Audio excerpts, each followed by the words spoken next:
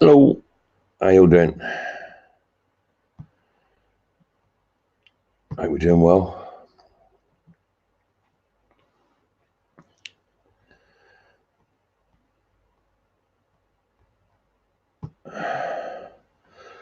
I haven't long got up, so I thought I'd do a little live, not a long one, just an hour and a half, 2 hours maybe. Pardon me for slurping, but I ain't long got up, so we'll see who's about. Might be no one about. I was showing 4 or 5. Seems to be a bit of lag on my computer. I might have a few issues, so I'm actually trying to edit a video at the moment, so I might have a few issues. We shall see how your laptop deals with it. But I'm trying to edit a video at the moment, so or render one, so we'll see how we get on. 5 in the house because I'll get a bit glitchy on me camera. I can see. Morning ugly. Ain't very nice, is it? I don't call you names, do I?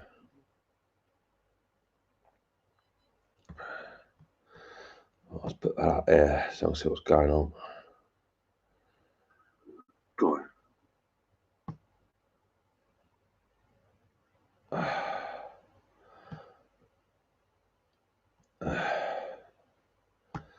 That's it. Let's sort that out. Have that.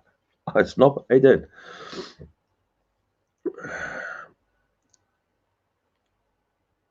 Don't be blaming the camera. All right, Deck.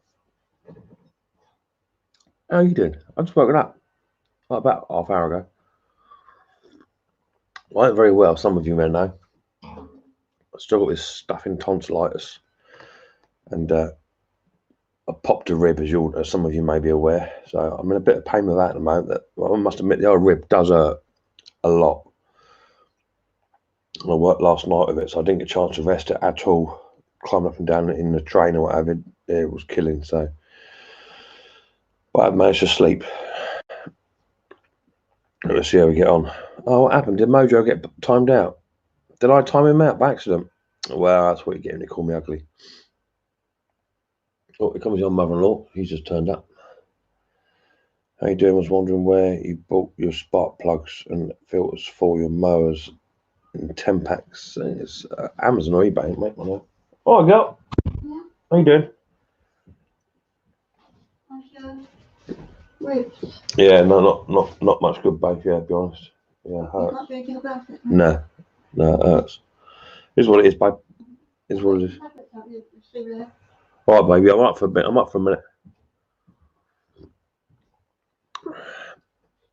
See, I think I buy my my filters and what have you, and plugs. Sometimes I buy me plugs off of Amazon. You get like a 10 pack for like 12, 14 quid, NGKs, B2LMs. We chuck a link out. And the filters I buy off of either eBay or Amazon, or sometimes I do go to places like Wish or places like that because you get the cheap Chinese ones for like a tenner for like, or 12 quid for like 20 Briggs and Stratton foam ones. So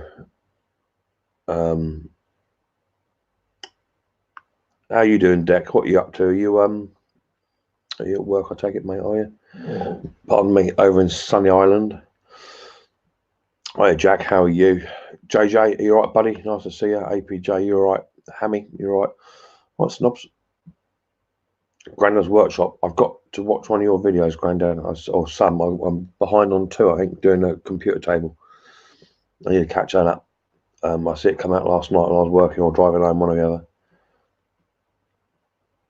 I did do Snobby's video last night and entered his competition. Did that last night. Hi, Alex, how are you? You all right, mate? Don't forget to give Mick a thumbs up. Yeah, that'd be cool. You're working, Deck, are you? Well, get on with it, mate. And just sit there looking at me. Chop, chop, time's money and all that. Ali, how you doing, mate? You all right?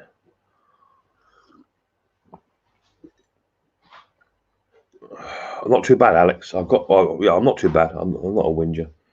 I got tonsillitis and I got a rib. I popped a rib yesterday, and the rib really hurts. But I'm propped up with a cushion here at the moment, so it tends to be better if you lean on it. No. Competition is now closed. Yeah, I did it about 3:30 this morning, Snob. Anyway, links in the chat. Feel free to come on up, have a wander, have a nose about. That really hurts when you cough like that. That really hurts. Let me see how I'm doing. 81%. It's nearly done, so that'll be all right. That'll be done in about the next 15-20 minutes. Hi, Zip. How you doing? Hope you're doing well. I'm at an appointment with Tina at the hospital. All right, mate. Let's say hi to Tina for me, and hope she's okay. Hope it all goes well, mate.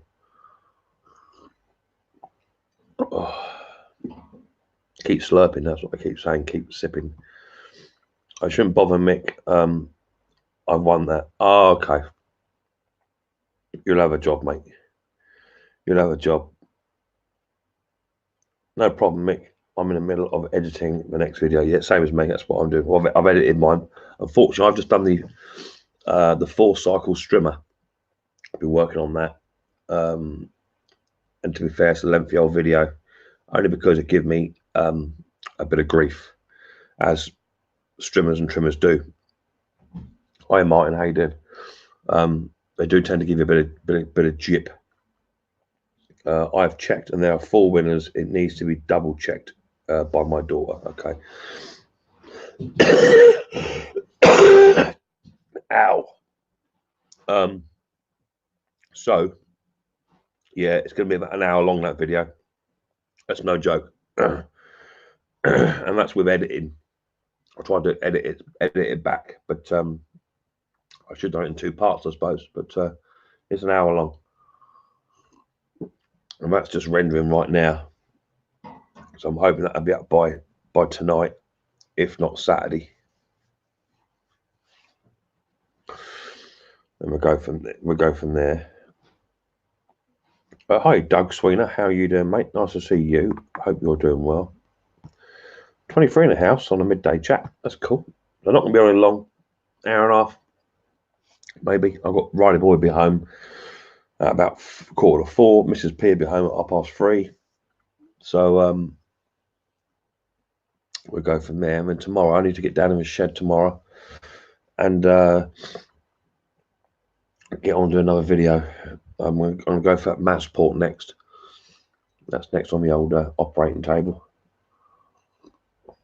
And then I've been looking at some other bits of kit. Got Doug Swinner trying to come up. There's Doug. I'm looking at some other bits of kit on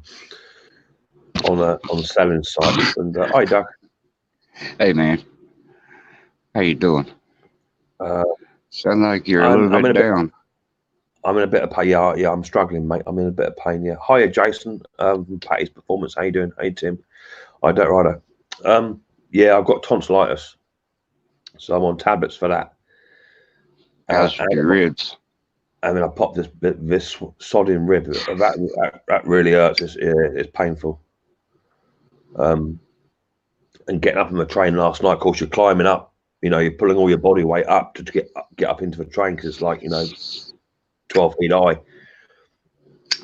So that probably didn't help it last night. And I got more of the same tonight and tomorrow night. So it's what it is. Yeah, that first step trying to get up in that train, boy. Yeah, but don't forget, I'm getting up from a train from the ground. I'm not getting up from the platform. So that's quite. There's 5 steps to get up. Yeah. And then plus I'm bending down to spray the track up. So I'm stretching as high as I can, and I'm bending down as high as I can. And it's crap. They say not to wrap them anymore. I've been looking. I did a bit of research on it, just on on here. They recommend Right. there's some stretches you can do. There's three different types of stretches which will help it put it back to where it needs to be. Apparently, it's just where you've now got it. The new muscles obviously don't appreciate it being there. So, I'll keep stretching it. But I go. It won't hold me back. I'll still get on with it. I'll just put my big boy pants on. So that's that. So I've been looking at some more bits of kit coming up, and see what bits of kit I've been looking at. Let's go to my old site I go to. Pardon me. His tablets make you belch. So I'm currently looking at about 15 bits of kit. McCulloch petrol trimmers, Ryobi trimmers, Takana hedge cutters, Sovereign hedge trimmers, the Handyman petrol multi-tool, bush cutter, trimmer, and chainsaw, a generator, a Makita hedge cutter, 2 steel trimmers, a Lawn Flight Kawasaki trimmer, and a Rhino petrol lawnmower. So that's 1, 2, 3, 4, 5, 6, 7, 8, 9, 10. And there's 11 bits of kit that I'm currently looking at on the selling site I use. Is that an auction site? Yeah. But they're very cheap, but obviously you still got to bid on them. So there's a on Facebook Marketplace. There's like 5 tractors, 3 push mowers, weed eater, 2 weed eaters. They wanted $500 for them. How much? $500 for the whole lot. There was a Club Cadet, 2 Craftsmans, a Troy Built, a John Deere, and something else was there. Oh, is it? Give us a wave, buddy. Just give me a wave, mate. Make sure you can hear me. Can you hear me? Yeah, I can hear you. No, Zip. Can you hear me, Zip? Give us a wave, Zip. Yeah, that's it, mate. Come on up, buddy boy. Good morning. Good morning, Mr. Zippo. Good morning, Papa Sweener. Are you well? Not doing too bad. Good man. I must have had one heck of a dream last night. I was flailing around, apparently. I woke up and everything on my nightside table was just swept off onto the floor. Oh, my Lord. I've done that once or 2 times before. I did much the same, but mine was slightly aggressive, apparently. I was walking down the road one night, and this car came towards us, like it does. And it was towing a caravan behind it, a bit like a mobile home, but you hitch up to the car. Yeah. So it came off. It came off of the tow bar. Oh, no. And came careering towards us. So I picked up my then girlfriend, picked her up, and I threw her in this hedge, and I got wiped out by this caravan. I woke up to Mike's missus in the wardrobe because I'd picked her up and threw her straight in the wardrobe. Oh, no. Oh, my Lord. She had a right go at me. She gave me a slap. I said, "You ungrateful cow, just saved your life." Hi, Gaffer. How you doing? Good Lord. Good morning, everybody over there in chat. Got too much cheese, Zippo. Too much cheese. Just cut back on the cheese. Too much cheese. All right, we got Tim Palmer, Drifty, and Stefan. Good morning. Good morning, y'all. We've got 22 in the house. That's pretty cool for only going sort of 14 minutes. That's pretty good. Yeah, it's not bad. being on under 15 minutes, words getting out. I just Yep. let me get over there and post on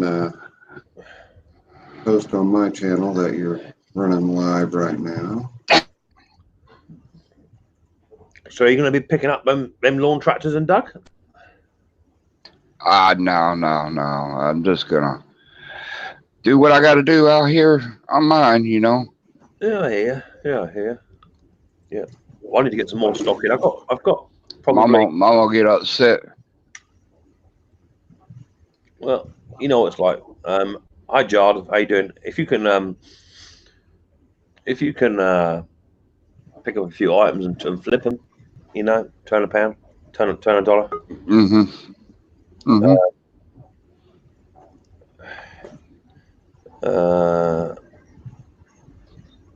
Let me just check something out real quick. Oh, we got Zippo typing. Yeah, you hear me typing. Let me mute you. I'm just letting You got showing every. Yeah, I've got this clicky keyboard. I'm showing it, letting everybody know that you're live over on my channel. That's cool, mate. So if you can muddle through listening to the typing, it's for your benefit. I'll mute you. I'll mute. Martin's in the old chat from Retro Restore. How you doing, Martin? Nice to see you. I just watched this video. I like that air compressor video. I haven't seen it myself yet. Oh, there's Techie Boy. He wants to come on up and say hello. Hey, Tech. Hello. Yeah, he just dropped another video, and I think it's something to do with a compressor. I think. Come on, folks, give that little a tickle. It's Mick. Yeah. A little bit of scruffy there, Tech. My new razor's coming tomorrow, so I'm not bothered. Why don't you just give a cat some more milk? Good morning, Scrappy. Or Snubby. No, that's not. I'll get it right. Good morning, Scrappy. Shit. Good morning, Sparky. There you go, Zip. I'll tell you what. There you go, Zip. We'll get you some more coffee. Yeah, we need some more. Zip, I'll kick you out, and when you come back up, do it again, and no one will even notice. Ready, go. And here we've got Zippo wants to come on up and come and say hello. Hello, Zip. How you doing, mate? Hey, good morning, Mick. Good morning, Papa Sweener. Good morning, Sparky. Holy crap! Right, can I just ask you a question? What's the camera like on this? You look good. Well, no, I mean, it's very. You look like Sparky. Don't like it. I know. It's this is one of the high-end cameras I've just got on the system. So just looks good, Sparky. Jason from Patty Performance says, you got to spend money to make money. Just ask the missus. You know what she says, though. Yep. Patty, I like your video about the disc on that snowblower. Yeah, I did watch that last night. Got a comment on it yet. Morning, Allie. That was on my dashboard last night. He didn't get the fire up, did he? Because it was in the garage. Yeah. I have watched that. It reminds me a lot. It reminds me a lot that driving system. It reminds me a lot of the old snapper mowers.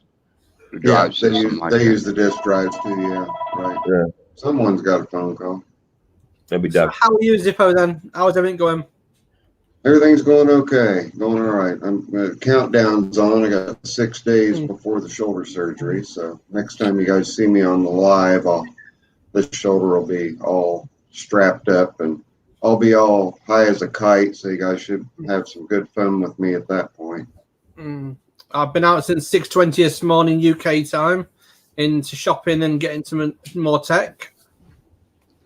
Getting some more tech? Yes, get some more tech stuff on the PC shops. Any snow in Alabama, says Patty. Says Jason. No snow. Not yet. Not yet. No snow there. All it is, he's just trying to. He's going to load up his trailer and he's going to bring down all. He's just going to follow the snow about. He's a bit shy on snow this year, so I reckon he'd be like a mobile selling site. He's going to just put it in the back of his rig, and just start towing stuff about. I like to get a set of those snowblower tires and rims. Yeah, they're nice, aren't they? Ian's changed his name. They go nice on my mud mowers. Yeah. I'd like to have one of those Craftsman that have the tracks. Mm-hmm. You've seen the tracked The snowblowers? Mm-hmm. The Caterpillar style track. Yeah. The tracks aren't very big, but I'd love to get one of those and take one of my small riding mowers, like my little 34-inch Gravely zero turn, and put that track system on the back of it. Oh man, that'd be awesome. I think that'd be neat. Find me one of those. Yeah, that'd be cool. Tell our Jason he's off back to work. Good lad. See you later on, mate. See you, buddy. Take it easy. Cadbury's Caramel. You Coot see me. How you doing? Nice to see you. Morning, Koontz. Well, I did get a little surprise today. Was it a bar of chocolate? No, That's that's nice. headlamp. Good looking headlamp. Wasted No, time. I didn't buy it. Somebody bought it for my birthday. Oh, So, Well, happy birthday. yeah, Yeah, 29th of January. But my mate met a week today. A mate of mine met me in town. He said, I've got a present for you. I said, Let me you need see to brighten up. Let me see it. Let me blow you up and make you big. Hang on, sweetheart. Let me have a little look at it. Hang on, you're coming. That's it. 3 LEDs. Is it a flasher one as well, is it? Yeah, it is a flash. And it's got a whistle on it as well. And a whistle. Yeah.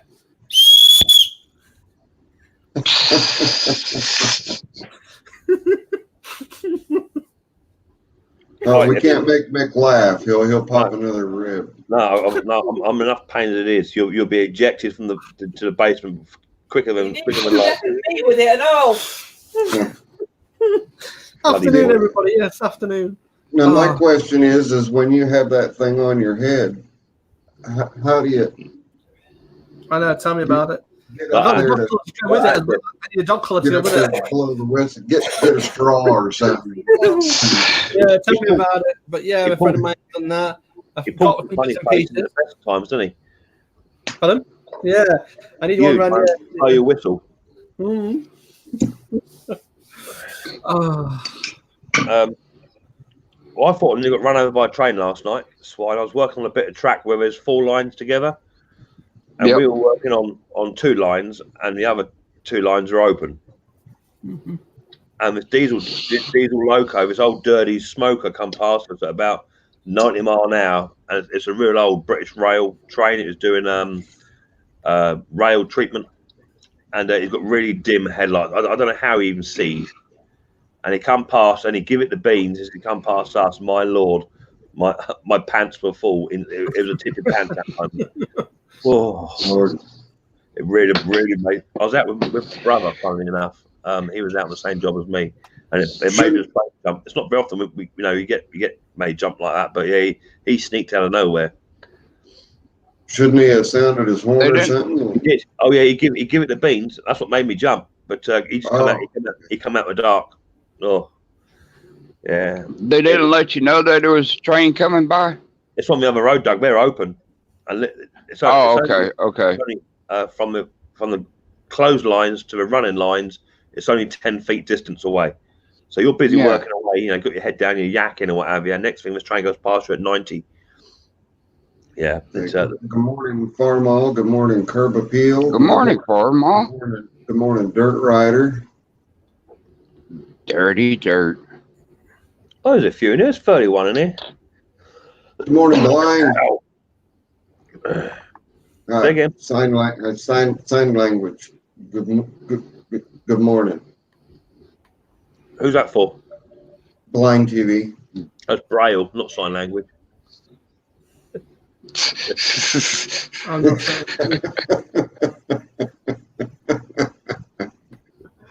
Oh, dear. Oh my lord, Zippo, what you're doing to me?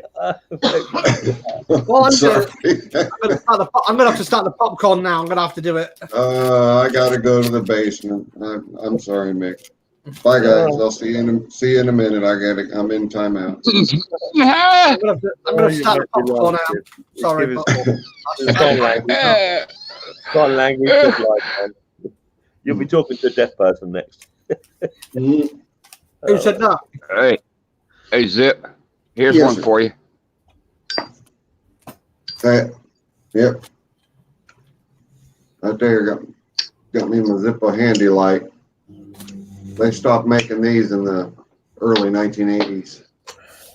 Is that magnet on the back, on the bottom? No, just a piece of felt. And the way they attach it is there's just a stainless Allen key or Mhm. Allen screw down there. And you can use any Zippo lighter that you want, but this is the original one, and it's from 1982. But You can't go wrong with a Zippo, especially when it comes with a toolbox. what's that? Morning, Ifan. How you doing, mate? Not Ifion. How you This doing? one right Nice to here. see you. This one came from Bradford, Pennsylvania. That's where And they it's all. 115. That's where they all come from. The left side Yeah. will give you the month, and the right side obviously the year. But the way the month works is A, B, C, D would be January, February, March, April on down the line. Blind TV says, "Laugh out loud. I can't see, but I can hear." Well, trust me, it was a very beautiful and elegant. Oh yeah, that's right. That's for deaf people. Yeah. Yeah. I got that like way wrong, didn't I? That just hit me. That's why you were laughing, and it just dawned on me. I'm sitting there doing sign language to a blind guy. That's That's what I was saying to you. I said Braille. You're sitting doing that. You're sitting doing that to a blind man. You'll be talking to a deaf man next. Oh lordy, yeah. Oh. But I'll show you an even older Zippo that they started making back in the 1930s, and it's called a Barcroft Zippo, and it's an actual Zippo lighter. Wow. Hi, Wild Bill. How you doing? That's nice. Different. And it's got a regular, this one's never been used, regular Zippo insert, and then down inside there's a whole bunch more cotton batting. But this is one I won't use.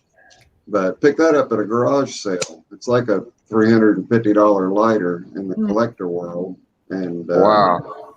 That's pretty cool. Picked it up for $50 in the box. That's pretty cool. I've had quite a few. Been collecting them since the early 1980s. I have the very first Zippo lighter I ever bought, and it's out in my lighter case. That thing ought to be about full, ain't it? Is it? What's that? The lighter case, it's getting there. Well, one side's just about full. Yeah, I don't have anything in the other side at all. But yeah, I've probably had 40 sent to my P.O. box over the years. I think I sent you one or two. I can't remember if I ever did or not. Yeah, I think one of them was a NASCAR, and I don't remember what the other one was. Mm-hmm. Yep. You know the Zippo I'm looking for, and I can't find it, and it was gave to me for my birthday, and then got stolen when I went to the Army depot. It's 3D in the front of it. Yeah. It's layered over top, and it's got the Ford emblem in it, and it's all lasered. Sounds nice. 3D. I can't find another one like it. Have you searched eBay? Yeah, I searched eBay. I searched the website.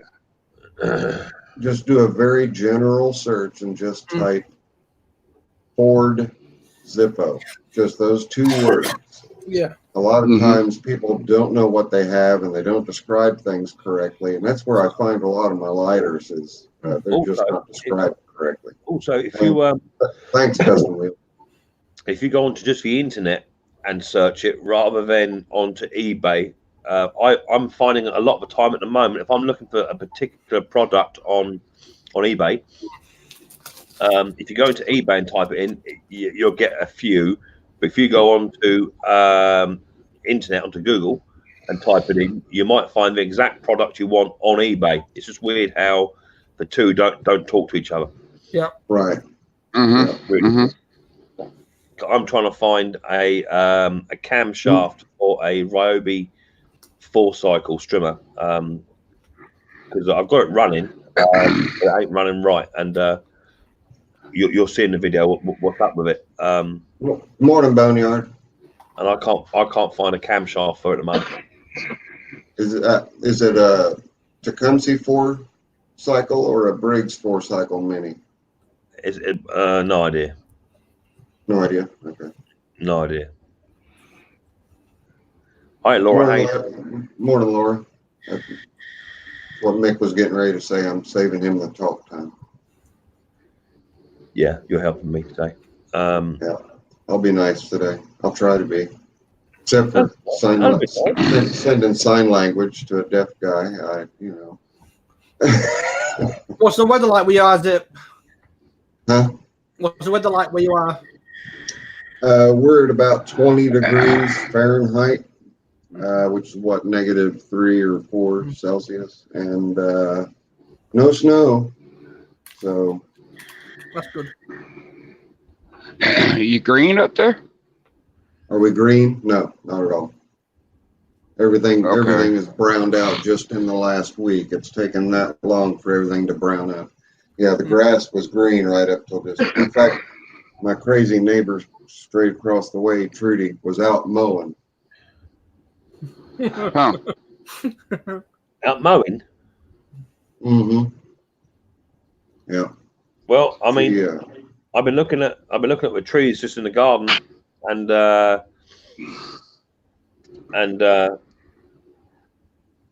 all budding up. We're ready to see. Ready. Yeah, it's all starting to go. Yes, it is curb appeal. It's cold. Not a fan, but is what it is.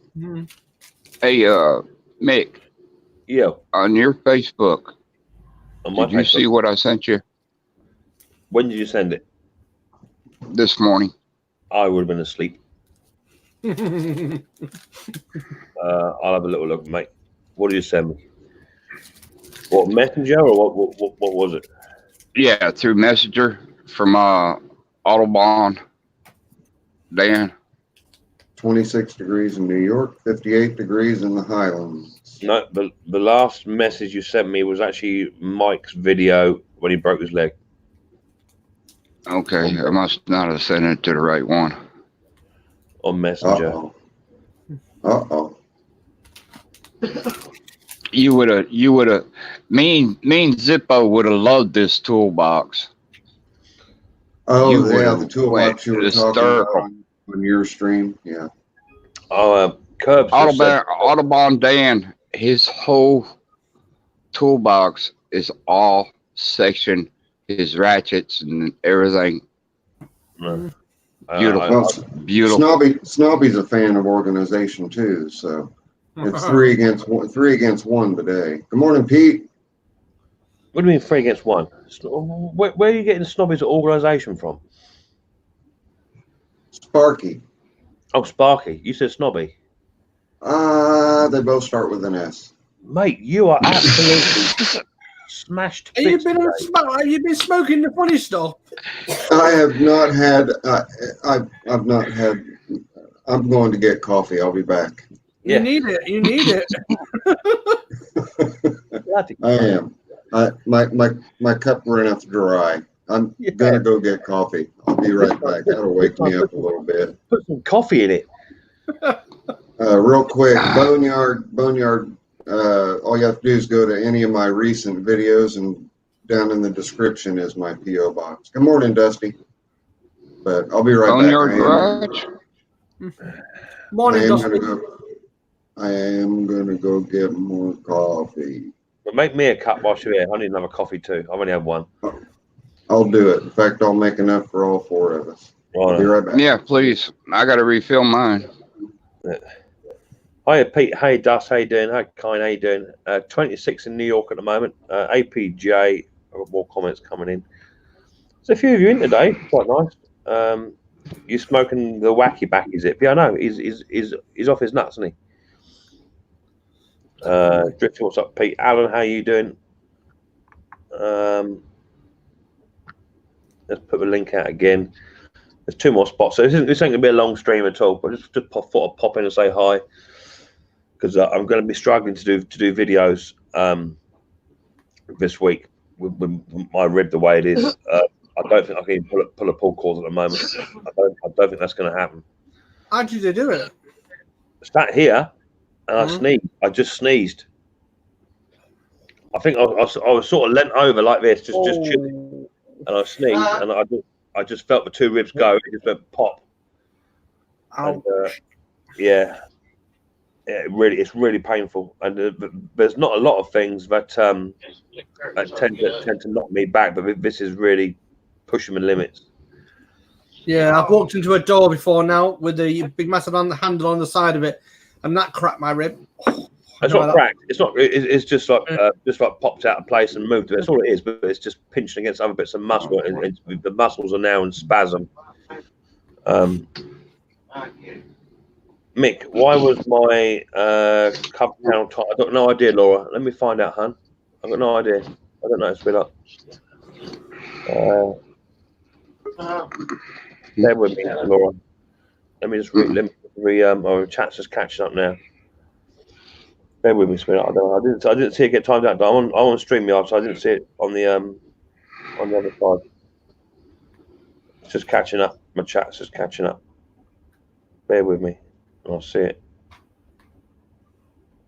It's coming through now. Bear with me. I see something get timed out there. What was that there? Somebody got timed out. Yeah.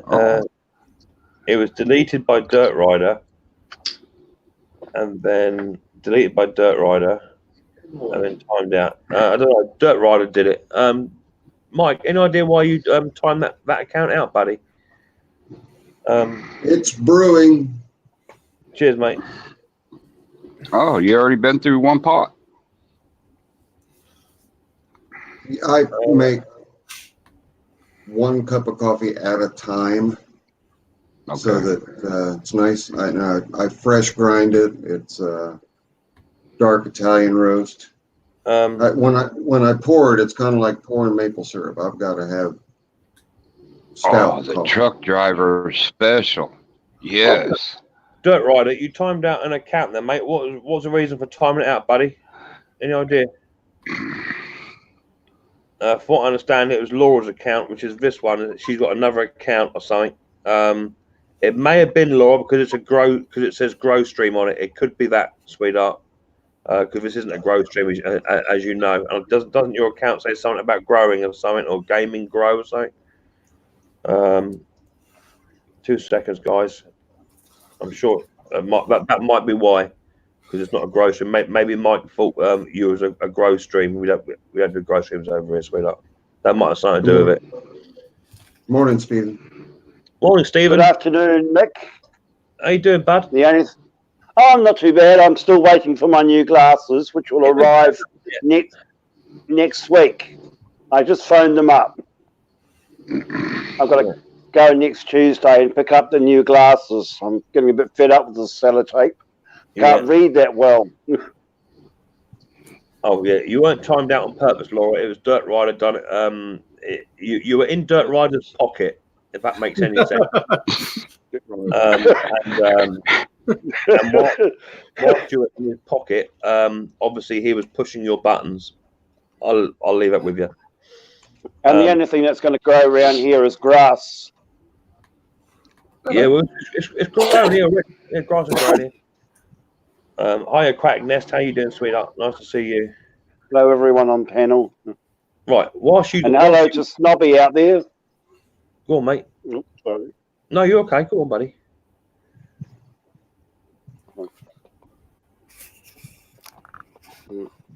You all right, Stephen? Yep, I'm good. Go on, mate. Keep going. I interrupted you, mate. You keep yakking. Oh, I was just talking to my cat. Oh, right. Okay. Sorry. I'm going to go and make a cup of coffee. So, whilst I'm doing that, you four behave yourselves and have a chat, and I'll be back. Try to. I'll be back in 2 ticks. Stephen, you're in charge. Oh. Hey. Okay, He's trying. guys. He's doing Be that careful just to keep me in line. Well, what have you been doing that's been wrong? Everything. Oh, yeah, pretty much. Well, maybe I shouldn't ask that. Don't tell me. I want to know. I'm the rebellious child in the group here. So. Oh, okay. Trying to make blind people see. You know what I mean? Yep. Good morning, Cajun. Yeah, this All right. camera's working out pretty well. This camera, I like this camera. I like it.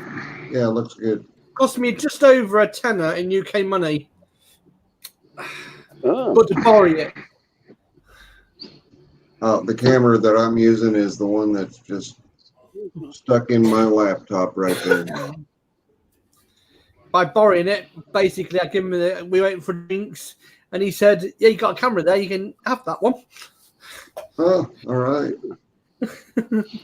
And for those that are not aware, I'm originally from New Zealand. I'm now living in the UK. You're down under, are you? Well, kind of. Ah. I mean, well, don't associate me with Australia, or otherwise you will be in trouble. I'm always in trouble. Who's giving you trouble, Stephen? Who's giving you trouble? Is it not a bloody No, I'm just saying, don't associate me with Australia. I'm a New Zealand Kiwi. Oh yeah, I did that once. I never lived it down for about an hour.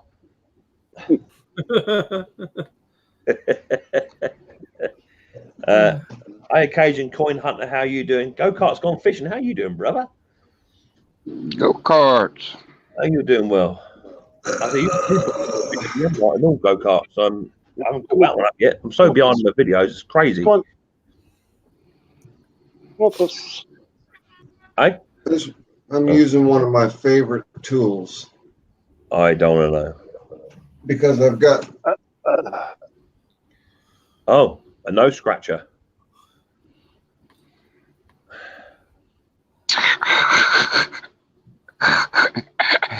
Why do that when you've got your... Yeah. I think he's been on the wrong copy today. Blind TV says, "What's up, Snobby? What's up, Scrappy? What's up, everybody on the panel?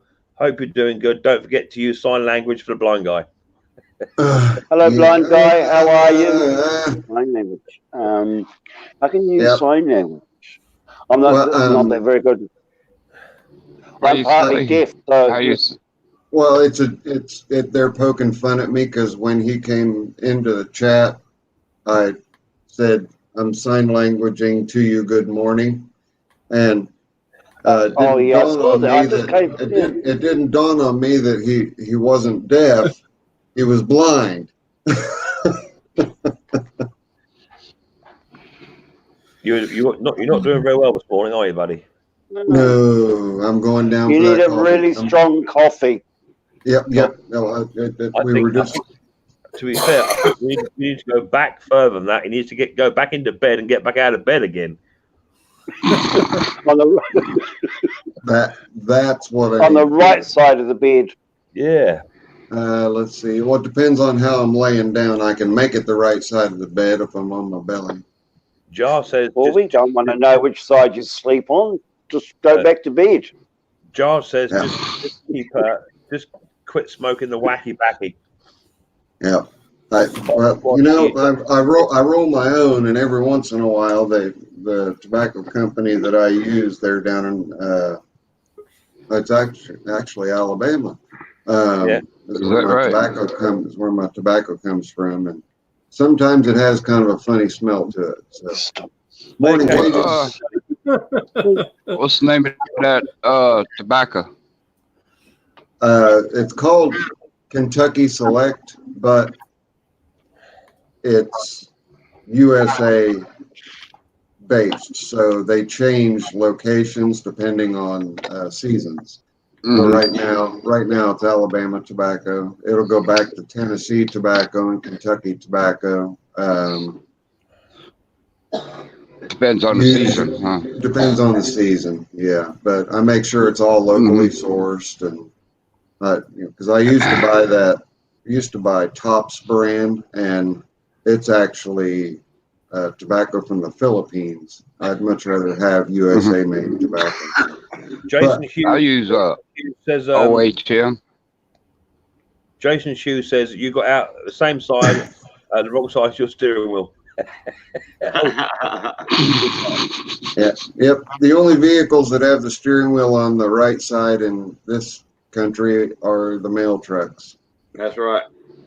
So, all right, let me go fill this cup up so that I can wake up a little more. I'll be right back. Get it done. How you doing, Cage? Nice to see you, buddy. You well?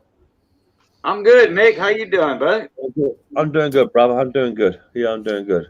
I was fixing to inquire about Brandon and go-karts, but I seen go-karts then jumped up in here. The only one I hadn't seen yet is Brandon. Yeah, I've not seen Brandon for a couple of days. I seem to remember he's having I think he's having a few issues with one of his dogs. I know that with Axel. I think his dog is not very well, but I think he's better now. So I think Brandon's been busy with that, and I know he was also struggling for a bit of content. I think. So I haven't seen a lot of Brandon about past couple of days, but I've been working nights anyway, so I'm sort of flipped upside down and back to front. So. Oh, okay. He's got a $20 challenge. Has he?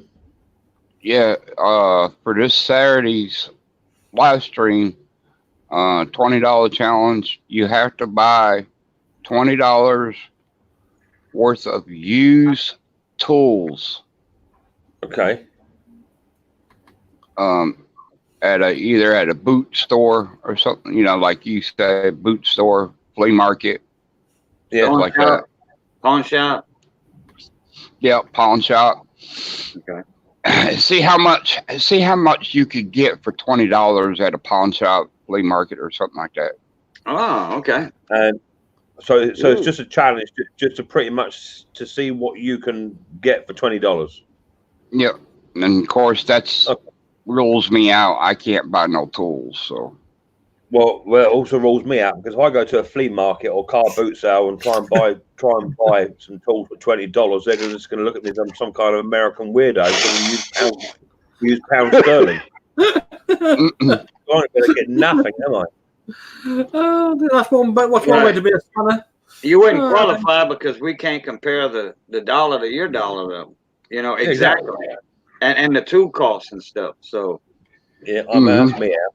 I'll have to go up on Brandon's stream and give him some stick instead. That's a simple thing to do. Yeah. Now what is it? What's the challenge in it? Like, who can find the most tools for $20? Used tools? Doug? I believe that's what it is. The most tools you can buy for $20. Okay. You know what I mean? I didn't hear about it. I didn't see a notification for his video. But the way you're explaining it, I figured it would be, the outcome would be the most tools. I saw it on Facebook, okay. I see, a lot of the recordings that I see is either on Facebook or on Instagram, Oh, okay. Yeah, I don't do Instagram or Twitter or none of that there. I just, I got my YouTube. I got Facebook. I got a bunch of my YouTube friends on Facebook. I got a lot of friend requests. People say, hey, Boo Lucat, that's Cajun Corn Hunter. Y'all go on Facebook, which Zippo knows me as Boo Lucat. Oh, Boo. Yeah. Brother. Well, all right. Here we are face to face. I can finally shake your hand. There you go, brother. Hey. Me and Zippo's hung out many, many times before, but never been on a panel before. Yeah. Well, it's an absolute pleasure to put a face and a voice to the name. To the name. Yeah. Yes, sir. Yes, sir. Yeah, I've been You're on talk- Zippo for, oh crap, 6 years, probably 5, 6 years. Ever since he's probably been on, you know. I'm working on my 13th year now. So, Oh well, it hadn't been that long. It's been about Right. 6, 7, Yeah. 6. Because I got into lawnmower repair, back into lawnmower repair. And that was, I don't know, 6 or 7 years ago. Real hard. I got back into it. I just do little minor stuff before, but you know, I had opened a shop, you know, about 7 years ago, and that's when I got on YouTube. Well, actually, okay, let me see. I've been on YouTube. It's going on 9 years, I think.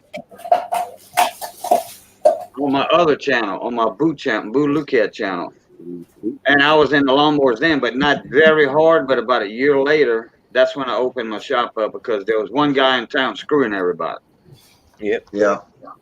That was the reason. The whole reason why I opened my doors up was because we had somebody in the neighborhood that was just wasn't doing good work and charging way too much. Oh yeah, this guy was charging for stuff not being done. Yeah. He was a meth head. That's still happening over here, brother. It's the same thing all over. Yeah. So I'll tell you what. I'll tell everybody over here in the panel and in the chat that Mick, you think I'm half decent mechanic. Cajun has given me a bunch of tips over the years that have helped me out a lot. So it takes a village. It takes all of us throwing our knowledge around for all of us to continue to learn. So sometimes I don't know everything. I learned from people. I learned a lot of stuff from Zipper and More Medic One. I gave him a couple of tips.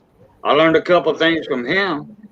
And More Medic One, he used a couple of my little tips and tricks that I gave him. He made a whole video on it.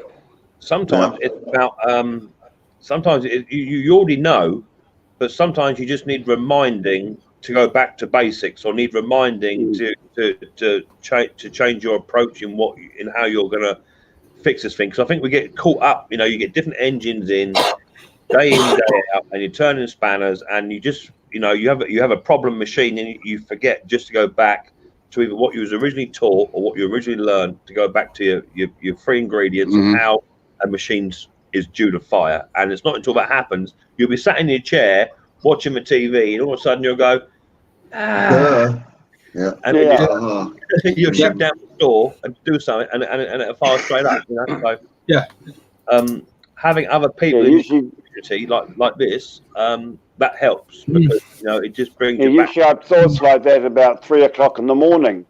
Yeah, I've had that. It's the same just going off to sleep and think, I know what. It's the same as Hey, Bruce. Mick, go over there and put Drifty in timeout for his comment there. Put him in timeout for 5 minutes. Let him think about it. What's that? What's going on with Drifty? What's he doing? Zippo, shade tree mechanic. No, Zippo's very professional. I recommend anybody to Zip. I would. It's like me. I've just installed the Ring doorbell, and they've asked me to do it by the rule book, and I haven't. I've broken the rule book. So, all right, Donald, hold on. Let me type something in here, Donald. Just type it low, and they'll pick you up. That way he'll highlight his name, he could see it. Yeah. If people have a mentality like, I know everything, I don't need nobody's advice. Well, they must be 150 years old, Yeah, I'm constantly learning and picking up new tips and tricks, and it helps me immensely. It helps the customer immensely because it saves time, so they're not having to pay as much for labor. What comes around goes around, and it's just the help that Cajun's given me over the years, the help that YouTube community and Small Engine Nation in general has given me over the years has just been invaluable. So when people say, you know, God, Zippo, thank you much for helping me. Well, You see what it is too. Now that definitely a two-way street. Now that I'm a Briggs dealer, I'm getting all these new updates and stuff and just sharing it. Yep. You know, Yep. you know, Yes, it is, update sheets and all that. That helps a lot right there. Since I'm a dealer, Briggs dealer, you know, at my shop, I'm getting all these big manila envelopes in with all these updates and shit, you know, or and emails, and you know, I can print them out and I can, you know, or scan them and send them in an email. Turn them into a PDF and forward them on. Yeah. Something like that. Yeah. Yeah. My file, my engine file is one of the bigger files I've got on my computer. It's crazy how much stuff there is. Drifty sums it up. That's called brotherly love, brother. Yeah. And it is. That's what it is. Knowledge is a powerful I like tool. I'd like to know a little bit more knowledge onto the EFI that's coming out, you know, the fuel injection. Papa Doug just sent me an email. I have both of the service bulletins on the EFI. It totals, it's a crazy total in pages. Hang on. I've got it here somewhere. It's 214 pages in total for the electronic fuel injection systems on the new brakes. Good Lord Almighty. Oh, it's huge. Now that's one, unfortunately, I cannot share. I don't know if I'm even able to download that manual for that. Well, Cajun, on any of my videos, my email's there. Email me at my Gmail and I will send you the file. I've got it compressed enough so that I can post it to Facebook. I can email it. I can do whatever I want with it. So yeah, I can send you my copy. That way you can forward it on. If I would ever need it, you know. But they have a Briggs dealer down here that I can get it from him.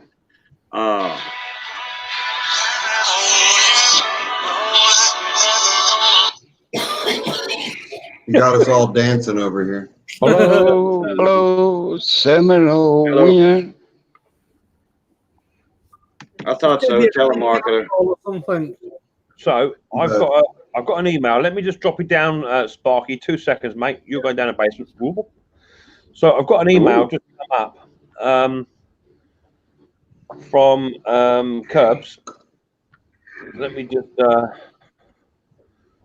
just bring this up for you guys. He said he was reorganizing his shop after forklifting his toolbox, I believe. He's going to revamp that whole wall. I got to do the same thing. Oh, looky, Zip. My east wall is a train wreck. Yeah. Oh, wow. Yeah. Isn't that beautiful? That's the way to do it. Now that's a two cabinet. That's all Craftsman too, ain't it? Yeah, I'm more interested in the disorganization of it all at the moment. It just look, he got stuff. The Zippoization of it. The workbench is damn. That's good. Yeah. Yeah. I think personally, Curb, you should leave it like that. That looks nice. That looks like all Craftsman toolbox all the way down that whole wall. Yeah. Oh, Doug, stop fussing over a toolbox. I know what you're trying to do. You're just trying to get me mad. It's not happening. Leave it as it is. The mess on the bottom is fine. Curb Appeal says it's made by New Age Products. I like a workbench that's in the open. Now that's a nice counter he had right there. You know, built in on that. He could put his. You remember the old aluminum, manual racks? Aluminum. Yes.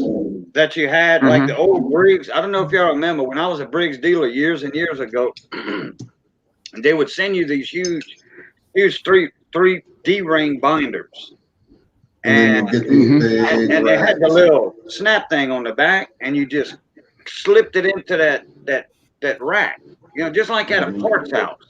Well, that's good for that right there, or you know, another. But that's good for that looking up part because I tell you what, our big shop is an outboard motor shop also, and we don't have a computer over there. So I rely on my computer at my house. They don't even have internet over there. All we got is a basic landline phone. That's it. Oh, well, the biggest technology is my cell phone. You know, that's it. Oh, at the shop. But we have those big racks over there. And that everything is solely hard copy. There's no computerization. Now, we do have a microfiche. We do have that for Evan Rood and Johnson and Mercury. We do have that, you know, and Mariner. But that's the biggest technology we got is a microfiche. That's it. I'm surprising that because some of the boat motors are fuel injection now. We don't mess with them. We do to a point. Really? We do to a certain extent. You did do water pump replacements and lower end service and stuff like that on the fuelies, and just leave the right. Leave the rest. Leave the rest. All your fuel injection and stuff now is probably still under warranty. Mower Man. And it all, all runs under Mower Man. OBD2s now too, so you've got to have those real expensive scanners and all that fun, happy stuff. That's the thing about the new Briggs fuel injections. You've got to have the scanner. You got to be able to scan the system and check the O2 sensor, and you need O2 sensors and all kinds of stuff. Yeah, that I've seen the breakdowns on those new Briggs and stuff, and I'm like, wow, technology's coming out. Better get ready for it. I've not had one in the shop yet, but when I do get one in the shop, I'm going to be sure that camera's on, because I'm going to be stumbling through it just like everybody else. How far down on the CCs and the horsepowers do they have it down to as fuel injection? They've got all the way down to 10 horsepower. Yeah, I was going to say somewhere around 10 to 12 horses is the smallest you're going to find. Right. Yeah, there's you can come on up, Curb. We'll share it around, move people about, mate. There's a link in the chat, so feel free to come on up. I haven't even been in my power portal, my Briggs power portal. I haven't been in that for, I guarantee you almost a year. Since I started my coin channel, I hadn't been in my Briggs power portal, I don't think. I might have. But I got this coin channel built up bigger than my Boo Lucat channel now. You know, my gardening and cooking and tips and tricks on lawnmowers. It's funny that you're speaking of coins. Mick, blow my screen up there and let Cajun take a look at what I've got here in my hand. You got a PCGS slab. Oh, wrong button. Uh-oh. What's it? Microdime. 1916D. Oh, you got a good one. Fine 12. Go ahead. That's the one everybody's looking for. That's the one everybody's looking for. I've been taking bids on it with local collectors for the past week or so, and I'm up well over $1,000 on that coin right now. Oh, are you really? Let me look something up. Wow. I got a tab open. Let me look something up. Yeah. That's the dime to have if you're collecting, is the 1916D, because the mint number was just so low. Yeah, that was the first year they made them too. Mm-hmm.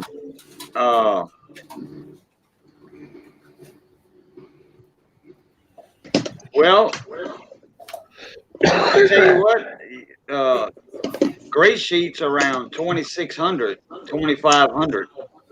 Yeah. On wholesale dealer price. Yeah. So I'm. Hey, Curb. What's up, guys? You should get $2,000 for it at least. Yeah, I don't have to sell it, so I'm waiting and I'm letting it climb. It's at around 14.5 now. Okay.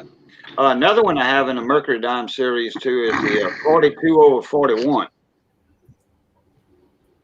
Don't go over to that box. Stay away from that box. I know what's in there. That's an old date. And I got a friend of mine that has one that's going to send it to me for authentication. Yeah, I'd love to have a 1943 bronze planchet. Yeah. Looky. Yeah.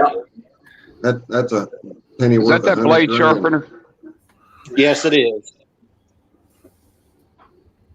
It sure is. I see the little table on the left side of it. Or Yeah. Yeah.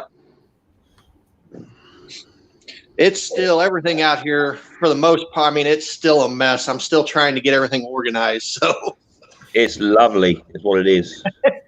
Indiana, did you Okay. see that?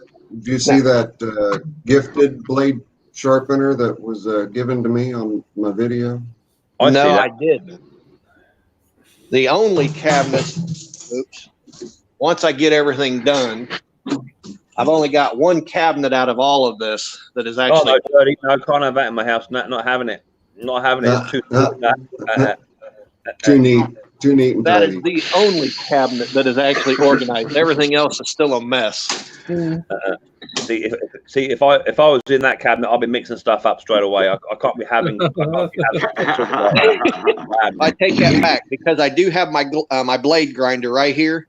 I've got the one little roll around chest here that has all of my mower blades for different things, my chainsaw blades. Mm-hmm. That's the only other drawer, and then in my filter, my funnels and whatnot. But everything else. Man, you even got all your funnels in one drawer. What's going on with that? My funnels are like spread across the workshop. They're like sick all over the place. Well, they're all in one drawer, but every funnel has a different. I've got one funnel that is just oil only. I've got another funnel that does all of my hydro fluids. So I don't mix stuff. No. Same here. Same here. Oh no, it all goes in through one. But I'm getting there. I mean, I'm starting to get everything. No. I can't be having that sort of thing. That ain't happening. I'm not, see all them pads all in one. Not having it. You make But me then feel. I've still got empty cabinets that ain't even got anything in them yet. So it's a work in progress. I mean, to be fair, it's Really nice good setup. looking, man. I like that. Nice setup. I do too. The wife wasn't too happy on the price of it. Neither was I, but I needed something that I could actually, and I know Micks 100% against organization, but it was, I needed something to organize everything. I was getting tired of moving this, moving that to get to something that I needed. What is that, about 6,000 to 8,000 bucks worth of that right there? No, actually this whole kit was $2,400. Wow. That's not bad. Not bad. That's not bad at all. It's got the two cabinets on the end, and then there's an 8-foot section here in the middle that has it's actually a stainless steel top. Right. That's on it, which can't see it. Yeah. And then it's got the other two cabinets here on the end. It actually has, I've got a video that's going to come out on the whole put together of this thing and all that, but up underneath it, it actually I don't know if it'll show up. Yeah. The whole worktop is actually lit with lights also. Oh, wow. Oh, yeah, LEDs. Yeah. Well, I personally it was kind of neat. The lights itself are actually, they're just an LED strip. Right. But they're magnetized where it just sticks to the underneath side of the upper cabinets. To be fair, Curb, I'm all for leaving it just the way it is. I think that's fine. I think you can say that's that project completed. It's done. Nah, not yet. The wife is, like I said, she wasn't too happy of the price on it and the fact she can't even park in the garage right now. So I'll be right back. I'm just going to go to the Thunderbox. I should miss you. Are you going to put your blade grinder on a stool like roll around so you can roll it around? No, actually, it's staying right where it's at. And the reason I say that, I'll show you real quick. On each end of this thing, these little bottom cabinets, they got wheel locks on them. And these can actually... Okay. I can pull out so you can set the grinder right on it. Well, the grinder, I'm going to leave it on the countertop. But then I can pull these cabinets out. Oops. And then I actually have a spot that I can put a chair at. Bit of free advertising going on there. Was that intentional? No, they fell over. I know you're But I old can gang. put a chair. I can put a chair right there and then just sit right at the countertop and do my blades. Now that's reversible, just like most of them, right? So if you've got left or right hand blades, you can come in on either side of it. Correct. You just have to Yeah. flip the machine around and run it the other way. Right, right. That's designed a whole lot like that one I've got is. And for everybody in the chat and on the panel, they're not cheap. They are not. If you're, I was very blessed to have been given a blade sharpener. So I think I bought that off of Amazon, and I believe it was about $189 is what I spent on that one. that's not too bad, really. No, that's not bad at all. If you put a good Norton stone on it, it's going to last and last and last and last. Yeah. I mean, it takes a lot longer to sharpen blades than using the what I had used previously was just a handheld grinder. Same here. Yep, angle grinder. Yep. Same here. It's a lot quicker doing them with the handheld. That's a proper cupboard. We'll see you, Aquatic. Have a good day. Cajun Brandon has just come stumbling into the chat. The Brandon from BS is here, mate. Oh, is he? I don't see him. Yeah, he's in there. I see him a minute ago. He come on up. Where'd he go? I'm sure I did see him. He must be up there. Oh, I see him up there. What's up, Yeah. Brandon? How's it going, bud? There he is. Yeah, Mick, if you want, you can go ahead and drop me out here. I'm just kind of listening to the chat and watching comments as I'm working. So you were really, and all it was is you come in to show me your mess, and then to get some free advertisement off your board. So that's what we.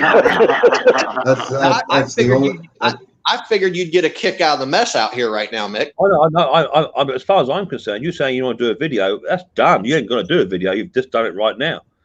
No, the video you'll see in the video of just how messy this was. I mean, at one point I literally had just a path to walk from the entry door here to the garage through kind of the middle, and that was all I had that I could walk around out here at one point. It's so cold outside I can't open the garage door and be able to do anything. So I've had just a mess. I'm going to put a disclaimer down. I'm going to put a disclaimer down straight away, and that is I will watch your video right up until the point where it gets too tidy, and then I'm going to have to shut it off.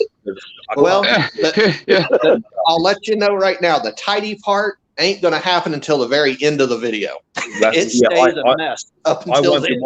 I won't be watching that because I've got to burn my eyes. All right, mate. I'll drop it back down so you can get on and do what you want to do, buddy boy. All right, nice to see you. Look after yourself. See you. Be safe, Kurt. We'll see you. Bye, Kurt. Brandon says, what's Brandon saying? Brandon's yakking. I got a nice chainsaw chain sharpener that I'm supposed to be getting soon. Not one of the cheap ones. Good. No, okay. All right, Brandon. The link is there, really Brandon. Handy. Coming up, Brandon. Come hello. I made my own chain sharpening stand and apparatus, and it works out real good for me. Hey, there's Snobby. Hello, guys. Hey. There's Snobby. Hello. Hey there, brother. Hello, Snubby. Hello, Snobby. I'll tell you what I like. I like that new Steel 2-in-1 sharpener, the one that you use out in the field, that handheld one. Yeah. But let me tell you something. That thing works. I had some chain sharpened over here at the rental place. It's a True Value Hardware, and it was like $7 a piece, something like that. Because I had put the file to them, quite a bit. So I said, well, let me get it done by the pros, because I mean they're supposed to be the best in town. Right. Well, I get them back, and man, they just like they throwing sawdust instead of nice sliver chips. Right. Anyway, I said hell on it. So I got me one of those Steels, those 2-in-1s. Man, I made like 6 or 7 licks on each cutter, and at the same time, it's knocking down that breaker. Man, I get in that same piece, and I'm to the left of the cut I made before. Man, look, it was like butter. Yeah. It was like butter. I'm like, no, ain't no way a handheld sharpener is gonna outdo an electric job. Sure enough, it did. I'm sold on it. Yeah, I've got that 2-in-1 also. Mine's the Husqvarna brand, but it still works on all the different chains, all the different, the 7/32 file, whatever file you want to put in. Right. But just make sure you only push and you don't pull back. Right. Yeah. That's and that's the way it's designed. Well, that's the way files are designed anyway. Yeah. But this 2-in-1, I love it. And there's a company called Blue. Wait, is it Blue Dot or something like that makes that for steel? Blue Oyster. Is it Blue Oyster? No, Blue Oyster Cult? No. All right, Jared. Chainsaw. I can get them locally over here for way cheaper than Amazon and eBay has them at the steel dealer over here. I can get those 2-in-1 sharpeners like for $20. $20. That's it. Mm-hmm. Well, Brandon over here has that $20 tool challenge thing going on, and I'm going to stay out of it because I have a very unfair advantage being. Yeah, you do. I've got 2 contracts with pawn shops, and I can walk in there and fill a duffel bag full of tools. Yeah. And just walk out and not spend a buck because I work on all their stuff. Right. Well, I'm staying well out of it too because I won't get nothing for $20. That's a fact. They just look at me funny. Doug's out of it. He signed a contract to say he buy no tools all year. So there's 3 of us out of it. I can't get in it. I haven't got my super chats and all that in yet. My super chats ain't coming in till next month, which is February. It's Now I might get a check this month. I'm not sure, but I'm not counting on it.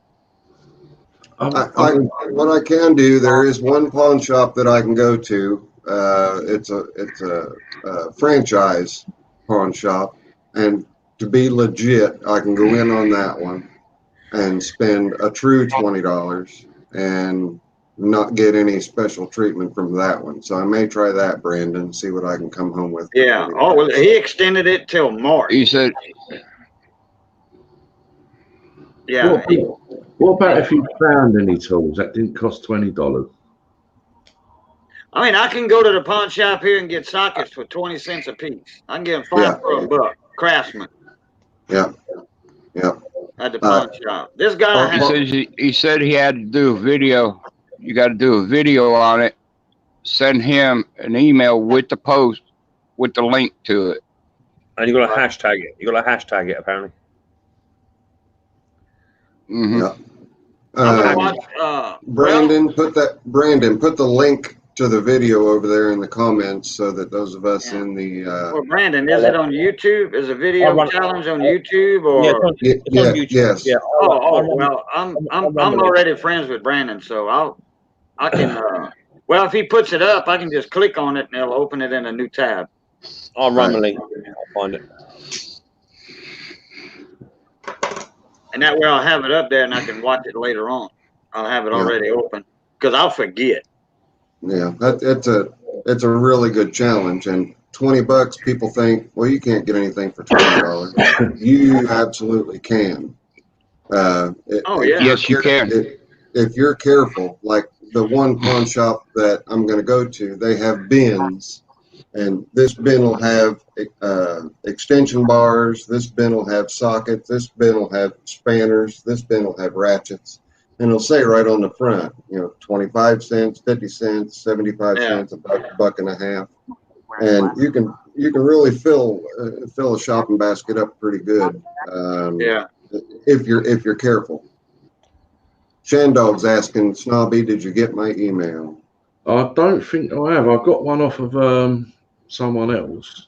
I bought a 1/4-inch drive torque wrench. Yes. In the case, it was it wasn't no Snap-on or Craftsman. It was one of the cheaper brands, like a Pittsburgh or something like that.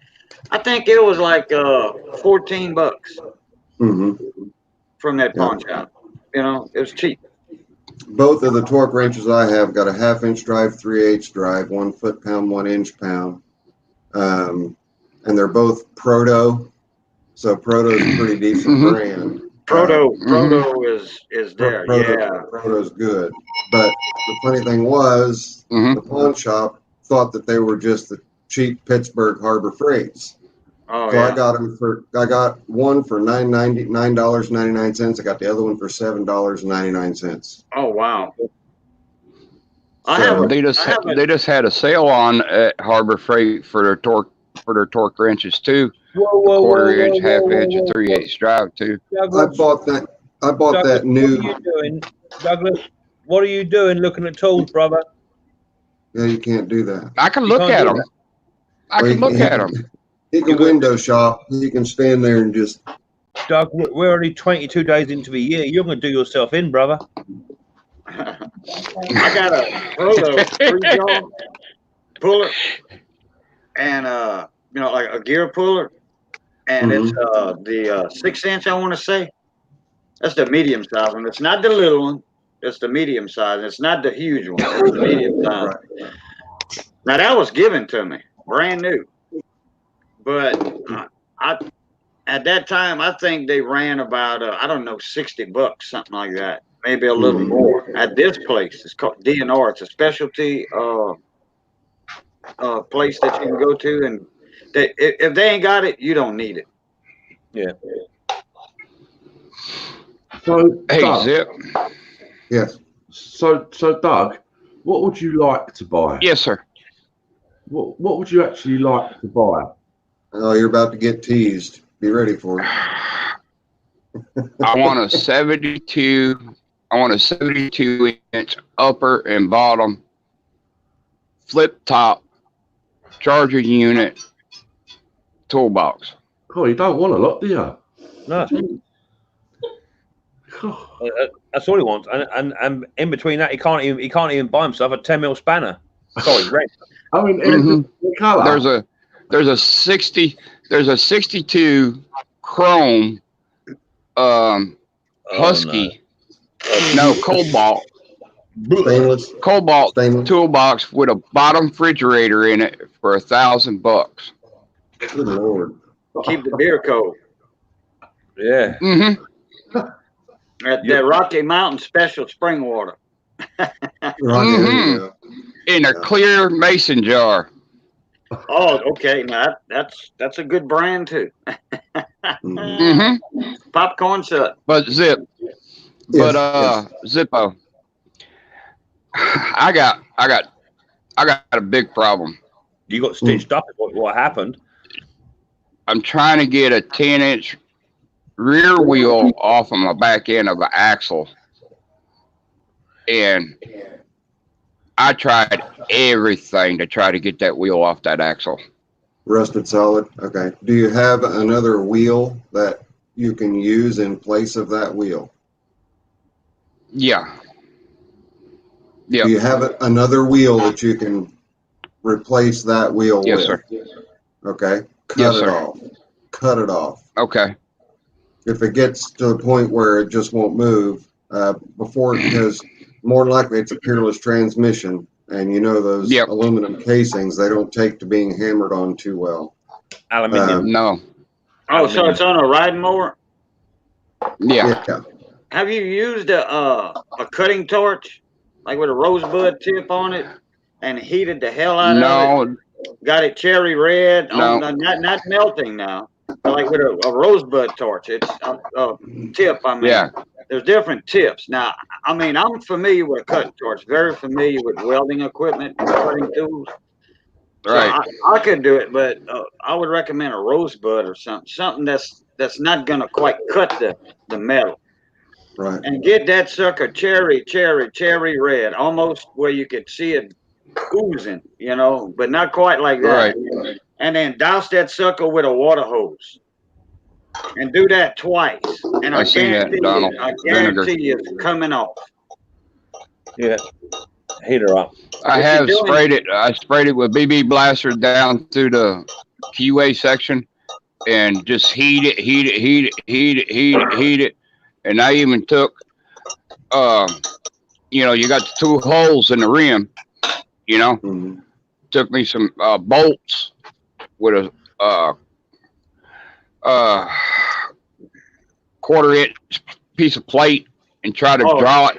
You try to draw jack it out. Right, try to pull it off. Yeah, like a puller. Yeah. Yeah. Damn. Right, just like a puller, and it's just bending my rim. It's just bending the rim. Brandon says, "What about you? Could always try and heat it up and put an air hammer on it, Doug. Try hit it with an air hammer once you heated it. I mean, I think you got to apply you got to apply the heat to it first and get it red hot, and then Yeah. on that, I mean, red hot, quench it. Then you can get that air hammer on it. That air chisel, with a regular punch on the end of it, and then pull it out. You need both hands. Have somebody pulling on it. It's gonna be cooled down. Have somebody pull it while you're hammering that sucker. I can get it off. Well, I'll have to see how it's on there first, though. I think what Caitlin is saying is thinking of a round hub. That's a round hole that slips over a hub, or if you got a keyway and it's way up on there. Now, if it's only in there that much, that's not a problem. But yeah, that cutting torch, not no little map gas torch. I'm talking about an oxygen and acetylene torch. Yeah. I think you got to change the molecular structure of the metal to get it to unbind, and by heating it up. You're not changing the molecular structure at all. In fact, if you're doing anything, you're hardening it, making it better. Right. What was that, Zip, you were going to say? And don't worry about what direction you try to get the wheel to move. Go ahead and try to drive it in also. If you can get it to move in, you've broke that seal, and then you should be able to get it off. But last ditch effort is get your cutting wheel out, cut it off. Yeah. I have took the whole axle plumb all the way out of the case. I have done that before. Yeah. On that one? Snap ring on the inside, hold the whole axle right on out. Is it still? Are you still able to keep it out of there? I mean, if I don't is it do out no now, hammering or you got it on all the back axle. together?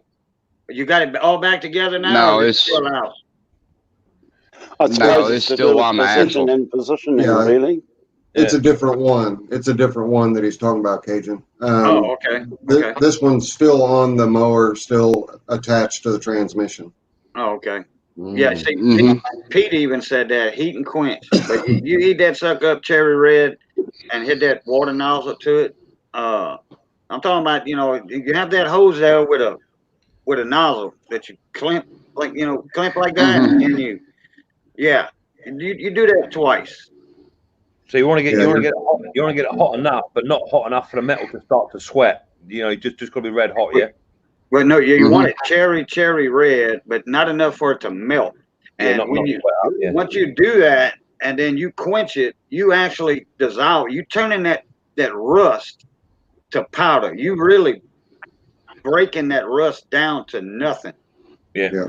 And Donald's got a good point too, is you can go the other direction and use cold as well. Is this shaft still connected to the gearbox, the transmission? What's that, Snubby? Is the shaft still way connected to the transmission? Yes. Yeah, everything's still together. Everything's still together. That's what I had wanted to know. Okay. Right. So is that shaft in any way supported by any bracket or anything, or does it just go straight to the wheel from the transmission? There are two bolts. It goes right from the bull.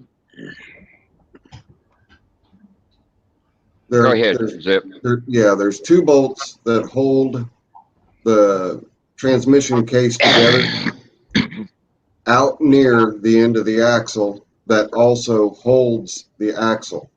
So it's got support pretty close to the axle. But the problem, I know what he's talking about. The problems with them is a lot of times there's going to be a spacer behind the wheel that won't allow you any room to get in and drive it out, because the wheel has to be spaced a certain distance away from the transmission to clear the fender pan. So Right. if he were to cut that spacer behind there and get that spacer off, he may be able to get more purchase on the back of the wheel and drive the wheel off with an air hammer. But his biggest problem is a lot of times these things just get left set outside and they lose their dust caps. They get moisture in them and they rust. And of course, we all know rust causes everything to swell. So is the actual rubber off the rim now, or is the rubber still on the rim? The rubber's still on the rim. And is it like a small car wheel, or is it just like a wheelbarrow wheel? It's on a riding mower. What, and that'd be the rear wheel, yeah? Yeah. Yeah. Yeah, 8-inch or 10-inch. 10. 10-inch. Oh, what effect nitrogen will have on it? What's that, Stephen? What effect will nitrogen on it have? It was quoted in chat by Donald Dooley. With nitrogen on it, what would that do? Well, that's essentially called cold treating versus heat treating. You're changing the properties a little bit on the metal. When you heat things up, they expand. When you cool things down, they shrink. So by rapid heating and cooling, you're expanding and contracting that wheel, the sleeve on the wheel, and effectively causing the rust, like Cajun said, causing the rust to turn into dust instead of a binding agent. It just becomes powder. So then you'll be able to pull the wheel off, hopefully. Can of compressed air, after you get it red hot, take a can of compressed air, turn it upside down, and spray it with that. And that's a whole lot colder than your garden hose water. Yeah. And that'll cool it down a lot quicker. And you may get away with only having to do it once, but what Cajun's saying is spot on. You have to get the metal to relax and then shock it and then relax it again with the heat and then shock it again if you're wanting to save the wheel. But like I say, if you have another wheel, I wouldn't stress it. I would just cut the thing off. Yeah, it's probably the easier. I have took the whole complete rear ends out, setting them up, straight up, put some braces up underneath the wheel, and hit it with a hammer with the air in the middle of the shaft. And driven them out that way. Drive it out, yeah. With the weight of the transmission and everything, it just driven it out that way. I have done that way. Yeah. But I know how frustrating. Which it might end up being that way because the transmission that's in it is the transmission that's in it is a Dana, and I got a Peerless 206 that I might end up putting in it. Well, a Peerless would be better than that Dana anyway. Agreed. Oh yeah. I need a Peerless for my what I call my ship anchor outside here. That's a Proline. 5-speed or 6? Huh? 5 or 6 speed. It's a stand behind. It's a 52-inch deck, 52-inch cutter on the front. Now this thing's old.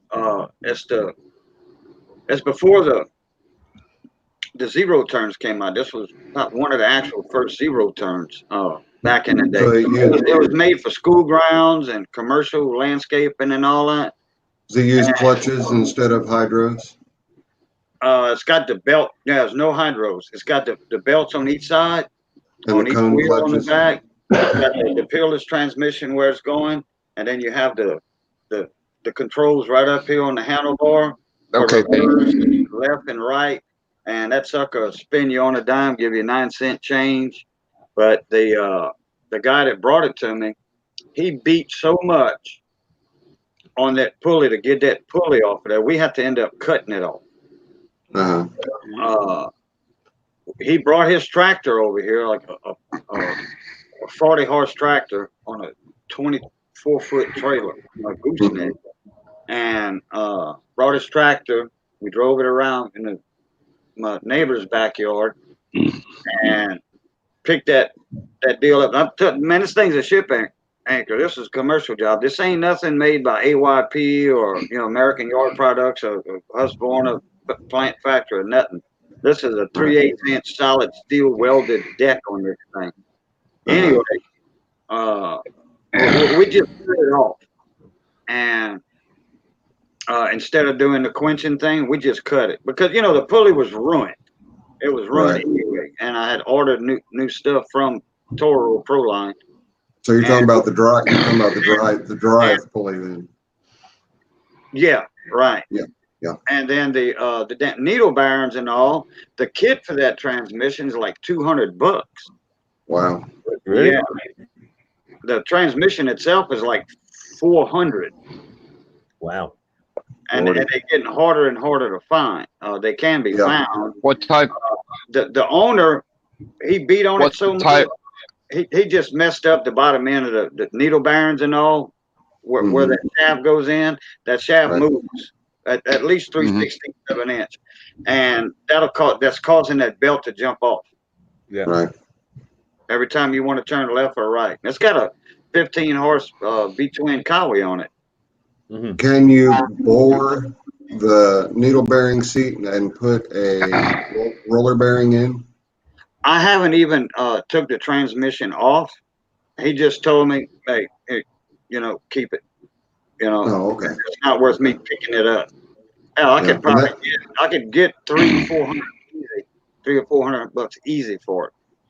But you can get that just for the engine. Yeah, that 15 Kawasaki, that thing runs like a top.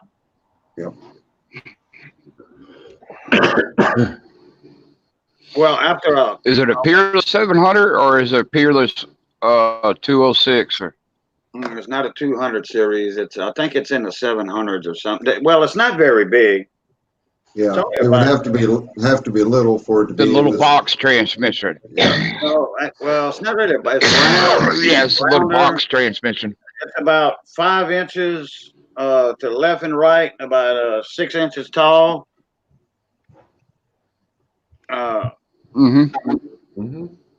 It's. I wonder if any other mower. It's a little box transmission. That's what. Yeah, it's going to be I think it is a 700 series. Now, I did call a buddy of mine. He's got a machine shop, and he used to be a Skag dealer, and he would use a lot of those. He said he might have some transmissions like it. I haven't seen him in I don't know how long though. That'd be ideal. After the guy said go ahead and keep it, I just didn't worry about bothering Joe Guidry, Joe or anything, because he lives in Lake Charles, which is I don't know, an hour from me, something like that. I mean, he's in my area all the time. He's an oil-field salesman and consultant, so he is in my area a lot of times. So he wouldn't be making a special trip. Yeah, I would just lean on your contacts, see if you can't get enough of the word out there that somebody finally comes up with one for you. He said he could do something, in his machine shop. Right. He could bore it out just a little more and put some more needle bearings in, but with a bigger case. The OD would be bigger, but the ID would be the same. Right. I do. Because me myself, I would rather needle bearings than roller bearings. Yeah. Yeah. If it only needs opened up just a little bit to make it concentric again, then yeah, just a little bit, and then the needle bearing set in there. Yeah, what he did, he just ruined that needle bearing. He ruined it. I mean, there's probably hardly no needle bearings left in there. Yeah. There's no rollers left in there. Geez, the that input shaft ain't no longer 4 or 5 inches. Yeah, it doesn't go. They If don't it's go lucky down that far. long. No, this one here. No, this one's good Mm-mm. 12 inches, 10, 12 inches, something like that. Because they Oh, pull really? it from the bottom, and then it comes up through the frame Oh, really? to the transmission. Yeah, this is a huge unit. Right. Okay. This unit is huge. I'm gonna have to take a picture of it or a little short video or something and throw it up on my channel. Yeah, Toro's Turf Masters. I ain't got a. Anyone I else? ain't got a spare. I ain't got. Absolutely, Brandon. You're talking about those Turf Master mowers. I get people that shred the $60 belts on those all the time.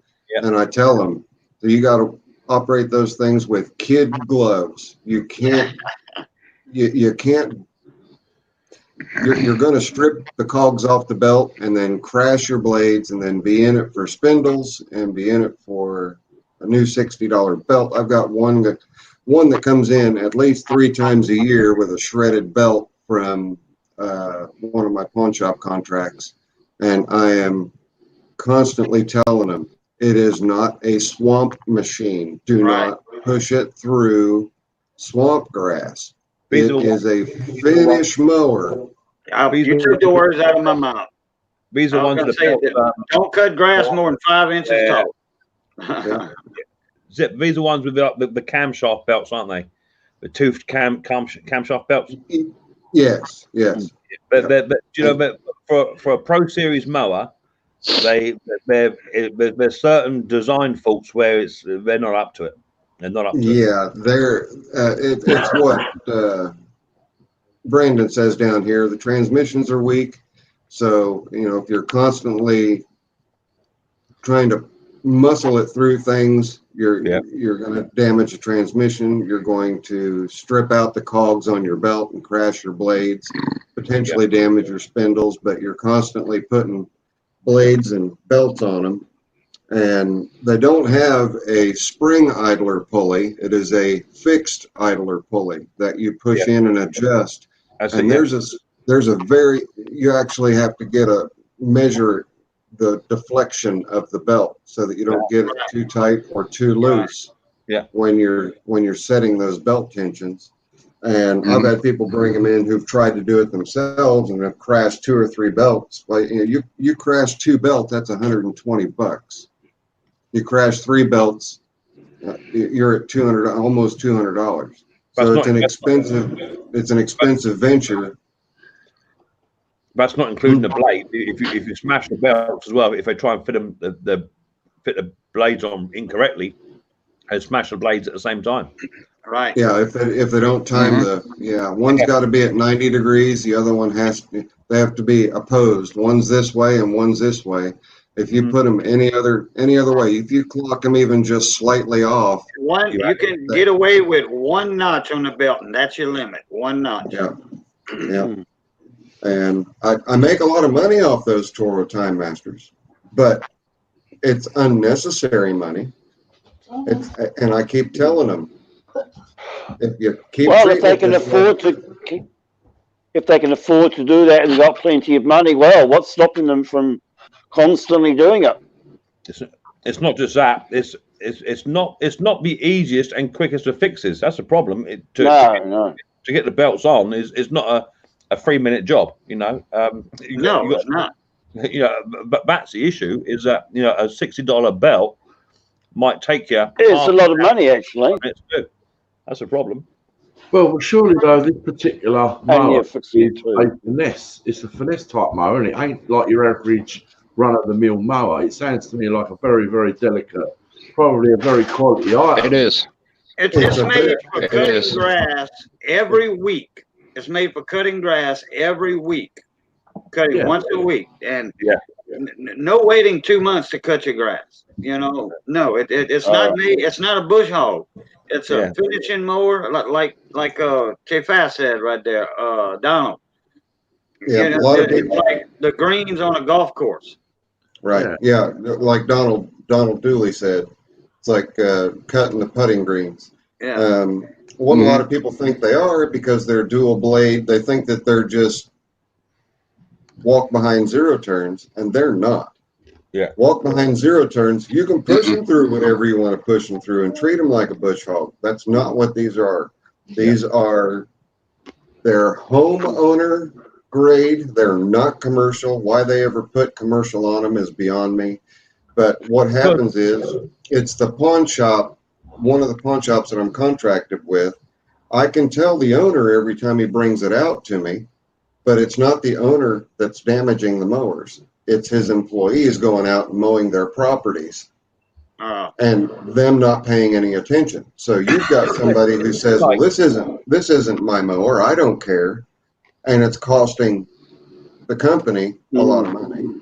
Have you seen the new steel? I don't know what model it is, but they've got a new steel out now. It's a push mower style, but it's got a one handled it's got the handle has only got one bar to it, so it's not a 2-bar handle. It's a 1-bar system. I think it's modeled very similar to the Vikings, which we have over here. Do you have Vikings over there? No. Not that I'm aware of. So the steel, maybe on the East Coast. It's got like a loop for your handle, and then it's got one bar that runs down. It's a roller driven 21-inch mower, but they say it's a professional grade mower. It clearly ain't, and I think the problem is like with Toro, it's a marketing gimmick. They put professional on there, and they put it in the price value where people can just about reach it, and then, like you say, they've got grass a foot and a half long, and they just think it's like a bush hog, and they're just gonna go flat out through it every sort of 3 or 4 weeks. That ain't gonna happen. I've heard of the Vikings already. I got a friend of mine I was in a forum with. The forum, I'm not on it anymore. A bunch of us left because of a couple of the administrators.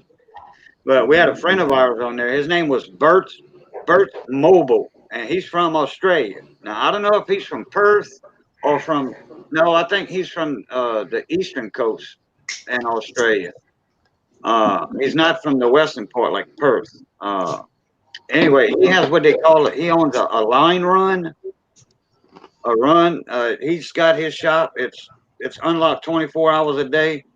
The guys that his customers can go in, get a blade, get a pair of gloves, or whatever. They mark it down. He's got cameras in there too.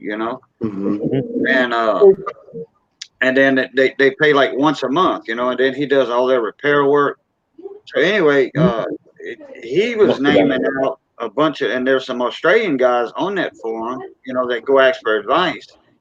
And the Vikings were mentioned, and some other names, that I'm not familiar with.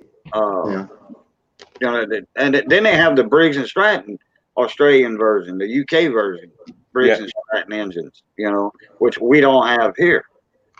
I mean, they all basically, theoretically, same work principle and all that, but it's just there's certain different types of aspiration on them and all that stuff, Yeah.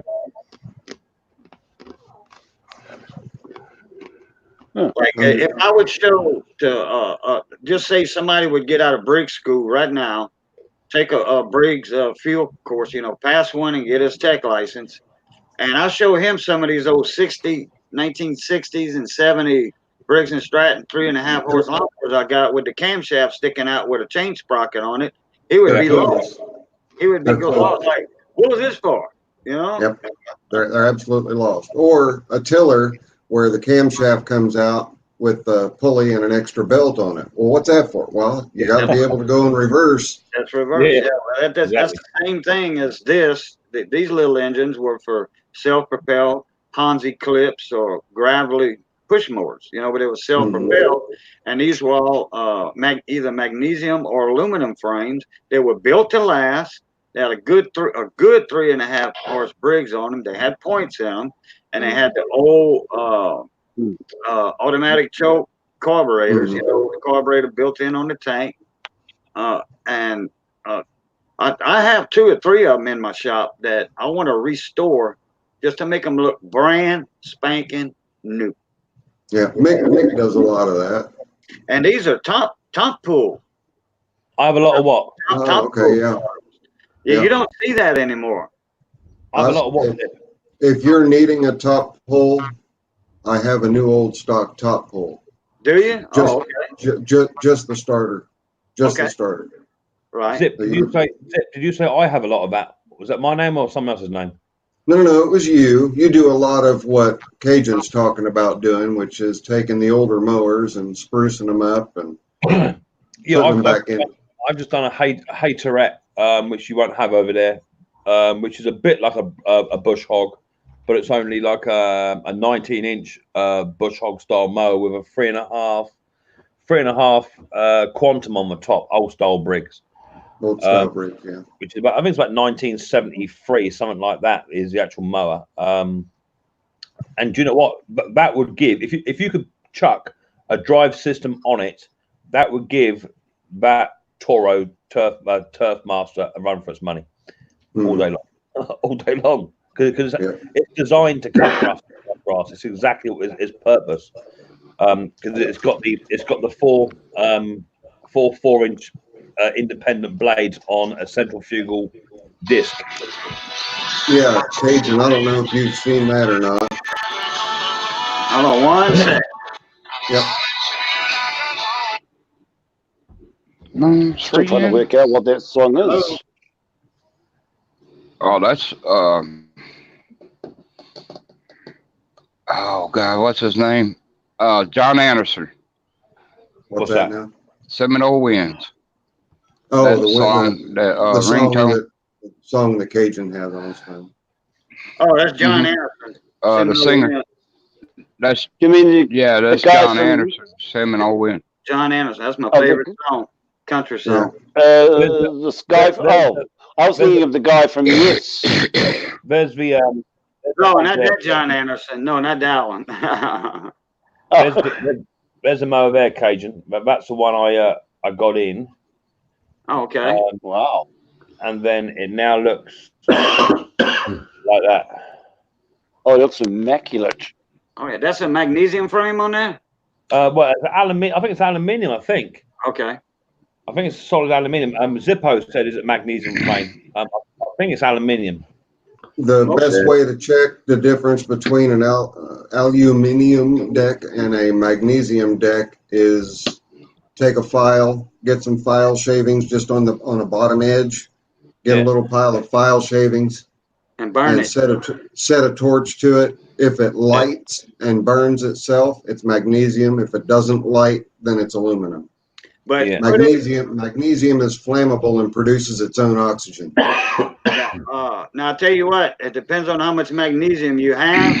You gotta watch where you put that magnesium at. If you put it on a piece of steel, and if you got a chunk of magnesium, it's gonna burn right through that. It'll burn right through the steel. Yep. You can't quench it. I mean, you probably could with water hose or something. You have to have enough. That's the only way to put magnesium out is you have to cool it below its flash point. The only mower I want to have in this season, if I can get one, is an old wind up Briggs. That's what I want to get hold of. Is a what? The hand crank. Yeah, the hand crank Briggs. Hand crank, yeah. You run into very many of those down there, Cajun? He's making coffee. Yep, he's making coffee. He's getting a refill. That's not a bad idea. I need to run down, grab my other cup of coffee. I'll be right back, guys. What's it? Everyone's having coffee. Snobby. Of course, I'm doing this just as my dog got comfy on my lap, so I got a disruptor. Yes, Doug. Yeah, you drinking your coffee? Good seeing you, brother. And you? Yes, sir. It's still early yet over here. Doug, yes, sir. Me and you are sub to each other on my Bootaloo Cat channel. I'm pretty sure of that. Mm-hmm. And wasn't you on a forum at one time giving advice to people? No, I ain't never been on a farm. I used No, I used to work on a dairy farm back years ago. A forum. FORUM. I used to be with the Small Engine Nation crew. Okay, no, this is a forum where, like, say if you Google, I got a problem with my Briggs and Stratton 3.5 horse. Well, you're gonna have these different sites that come up where you can go on there, go in a certain section, go in the Briggs section or push mower section or what have you, and ask a question. You know, you got to join up. You know, just register. You know, username or whatever.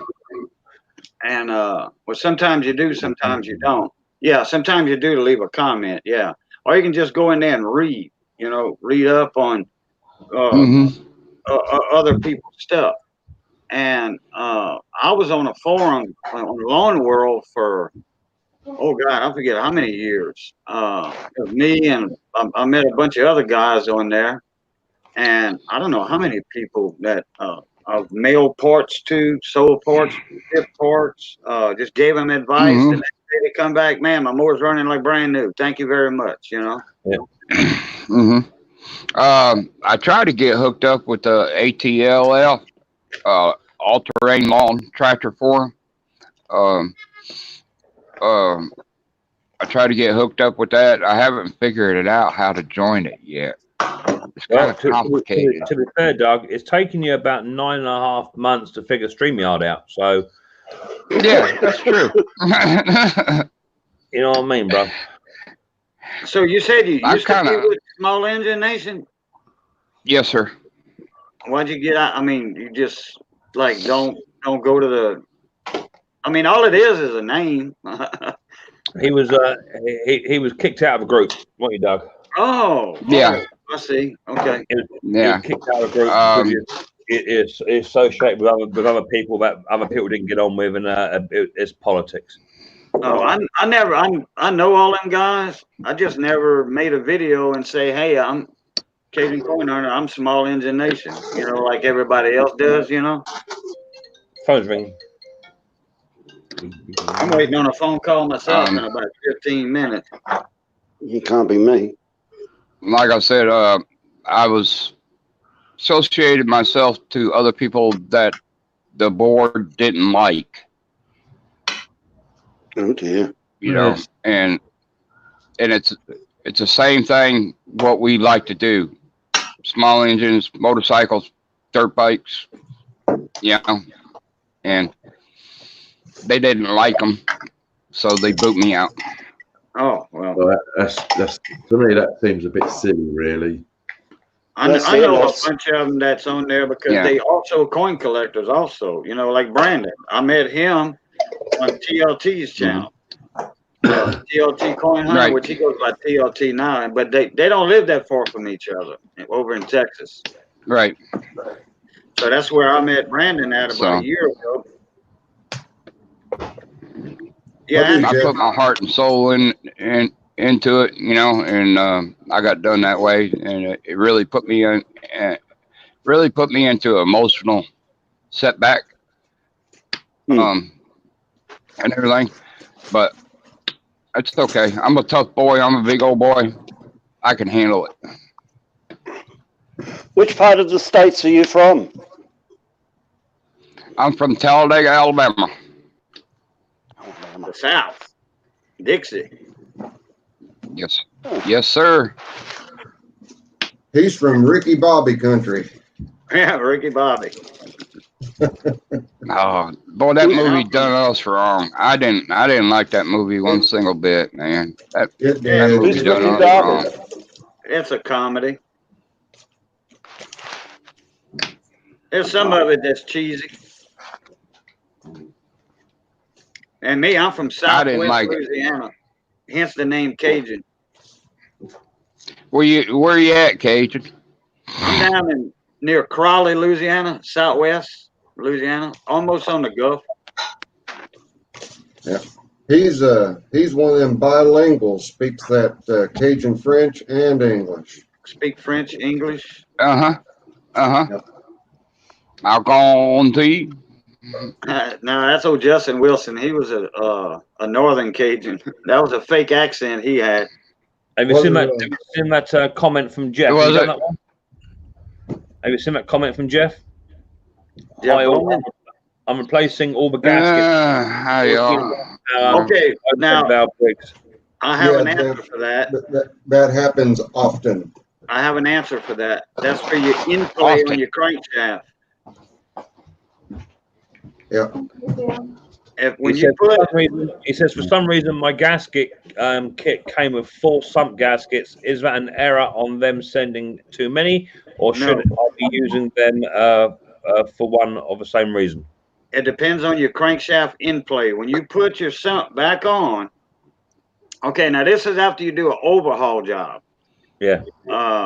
Usually you use the thickest one that comes with it. When you're just changing a gasket, use the thickest one. Or when you order one, just one gasket, that'll be the right one. But in the kit, in a gasket overhaul repair kit, okay, if you can do this with that crankshaft and it moves more than 20 thousandths of an inch, you're gonna need to wait a minute. You're gonna need to put a thinner gasket. Take the thick one out and use a thinner gasket to get that sump cover closer. That way you don't get that in play. Yeah, it takes the slack up. Right. Too much in play will cause your connecting rods to touch, and you don't want that. You don't want that because that leads to a catastrophic sneeze. So Brandon's saying the only fault I have is back out of help posting Nate's video, posting Nate's house. Yeah, we know. But as I say, yeah, it was all politics. But you know, it was nothing my doing. Yeah, I know it wasn't, Doug. I know it wasn't. You were caught up in it, mate. But you've it doesn't matter about being a small engine nation. Small engine nation is global. You know, of different communities too. It's not all just about just a group on here or 15 or 20 people getting together. It's like all it is now. You know, it's like Cajun says he's in it, but he don't post on it. No, I'm not officially in Small Engine Nation. No, I'm not. Yeah. Now, if some of the guys in there, like go-karts, would tell you, yeah, Cajun's part of Small Engine Nation, but I'm not officially in there. You know, they just consider me as one. Hi, Raphael. How you doing, mate? Nice to see you. There you go, Zip. Where's your hat? Check that out, Zipper. Yes, sir. Yes, sir. And then I got these right here. Copy, Chris. How you doing? Right on. Cajun Coin Hunter with that's my channel sticker. The politics of mowing lawns. Jeff said, Wireman Bob was asking me where my hat was at, so yeah, I see that. get it. Makes sense. I will says that makes sense. closer to the thickness of It's all to do with the play of the crank. If you've got any play, you just pop it out for a thinner gasket. Yeah, Jeff, all you're doing, you'll stack the gaskets to get your proper in play. Exactly that. Yeah, it just stops the slack. It's no different to like prop shaft stuff. It's the same thing. It's like getting what we call a back slap or same thing. So you just take the slack that way. Yeah, backlash. Yeah. Right. More man, it depends on how much you pay for that gold. Go again. Gold spiked about 2 weeks ago. That was a good time to sell. I think it broke 1,800. I've seen them use too thin of a gasket and allows the flywheel sit down and chew the whole top of the case of the motor. We'll see you, Wild Bill. Thanks for stopping in, buddy. I'm sorry I didn't see you earlier. That's why I go with the thick one first. Exactly what it's about, Brandon, is you know, it ain't just Small Engine Nation. Trust me, it ain't just Small Engine Nation has drama from now and again, because it don't. But it's all over YouTube. If you want drama, you can find it. It's out there. So I do much the same as everybody else, and I just keep my big beak out of it and just do my own thing. Yeah, but you know, sometimes, Mick, it can land on your doorstep and you don't even want it. like anything, Snob. If it comes to my doorstep and I open the door and it's there, then I deal with it. You know what I mean, mate? You got to hit it head on, and then you just move on from it. You know, Yeah, shut that door. Shut that door. Shut that door. And don't let it hit you where the good Lord split you. Exactly that. Exactly that. Hey Jeff, if you look at all those gaskets, That's what I'm trying to do. I'm trying to keep the door closed. Yeah. Yeah. You're gonna see them gaskets are different colors. White one, a dark one, kind of a buckskin tan one. They're gonna be different colors, and you can feel it. You can take the end of it, like one of the corners, and you can do this and kind of wiggle it, and you can tell that one's thicker than the other. I would use the thickest one first. There ain't nothing worse than a blown gasket. But what you do now, you don't put no adhesive or nothing on it. You just you hand snug the bolts. You know, well, you can hand snug them with a wrench. You know, like say a nut driver with a socket on it. You can hand snug them, all the bolts on the sump, and then you check your in play like that. And if you think you got too much, and you're gonna have a little paper in your thing, or if the information's on there, it's like 22 thousandths to 12 thousandths or something like that. I forgot. Zippo might know it right off his head. You're 20 thousandths plus or minus 3. Okay, but then I was wrong. I was going from 12 to 20. Well, that's 7. That's too much. Yeah, you get it too tight, and because once the heat gets in the engine and everything expands, your 12 thousandths will creep way down. So yeah, you want to watch your in play. I usually try to steer directly at 20 thousandths on a cold engine, and then I'll start the engine, run it, warm it up, and I'll check my in play again. And I just use a base dial indicator to see how much in play I've got. And it'll go down as low as 15, 16 thousandths when you set it at 20. So it just all depends, because once the engine heats up and everything expands, everything is growing. Yeah, I've did so many. I judge it by feel. You know, Right. Yep. I judge it by feel. I do a lot of it by feel too, and then also your torque specs, and make sure you use the new bolts that should have been supplied with the sump pan gaskets. The new bolts have Loctite on them, and you have to be sure that you torque them to proper specs, which should also be in the instructions. Wait, did you order a sump, or did you order just the gaskets, or you ordered an overhaul kit? Because the bolts won't come with an overhaul kit. The bolts only come with the sump gasket. If that's all you order is the sump gasket. That's right. Yep. Yeah. The bolts don't come with. You got to reuse your old bolts. Yeah, but do put some blue releasable Loctite. Blue Loctite. That's right. Blue Loctite on the bolts before you put them in. And they're done by inch pounds, not foot pounds. Right. Inch pounds. No. It's not much. It's like 96 inch pounds. It's not much at all. Something like that. I've seen some people just get an impact gun and just go whoa. No. They do. You know, and to be fair, but when I do, I don't have a torque wrench. A torque wrench. I don't have one. I just nick them up and just give them a tweak. You know, but that's how I do it. I've never had a problem.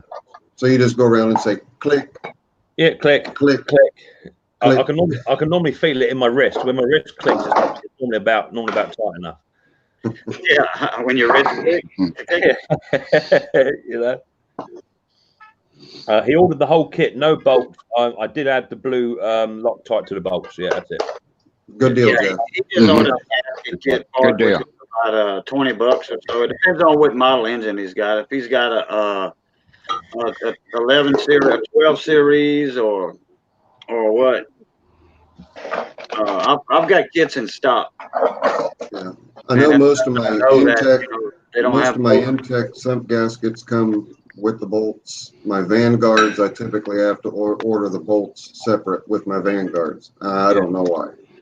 Oh, well, yeah, on your bigger engines, like on well, not the Vanguards, but the other ones, the Intech series, yeah, the bolts that come with the gasket, and yeah, you have to use those bolts. But that's on those big 20 horses, 18 and 20, 22s, especially on the Kohler.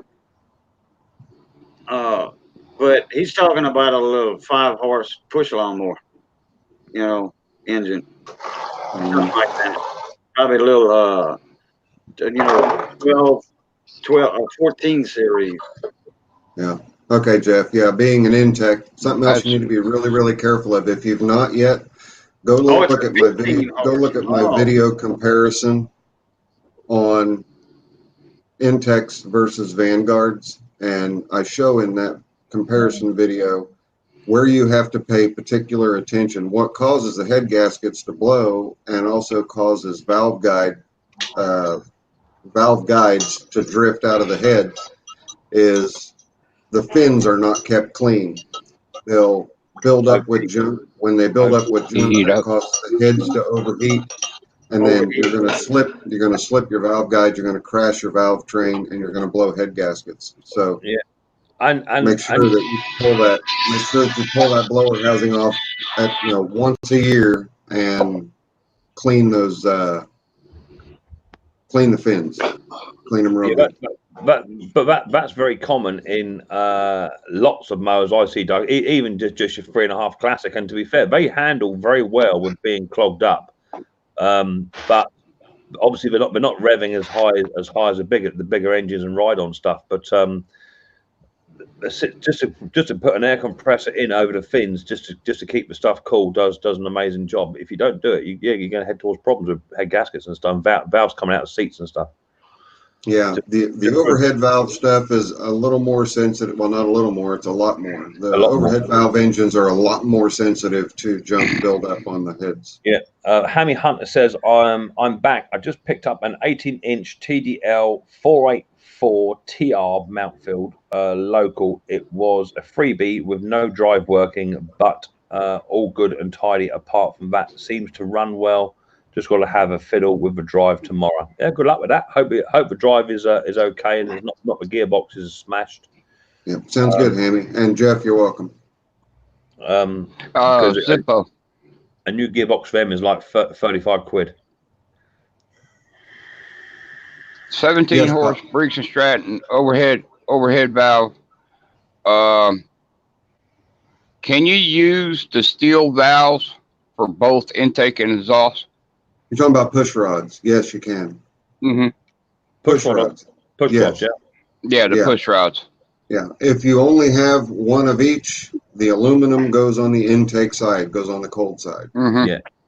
I was gonna I got a 17 horse that I'm gonna replace the aluminum push rod with the steel one, and then both of them be steel. Just measure them, make sure they're same length. Yep. Yeah.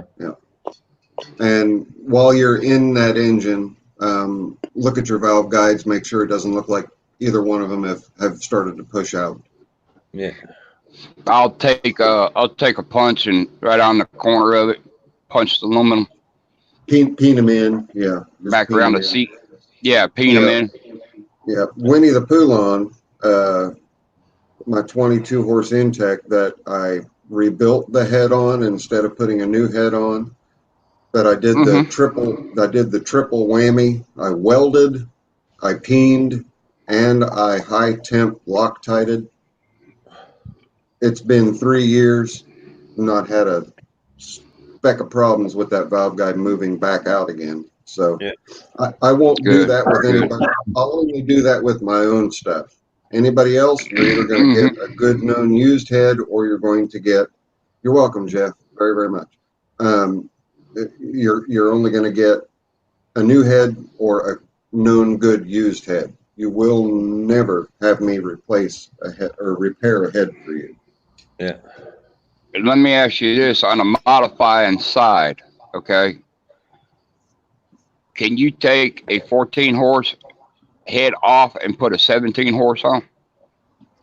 Yeah. Yep. The only thing that you're going to want to look at is take the two heads, set them on a flat surface, and take a straight edge across the head and check and see the depth of your cavity in the head. That's your cubic centimeter displacement. That's your CC. Right. Yeah.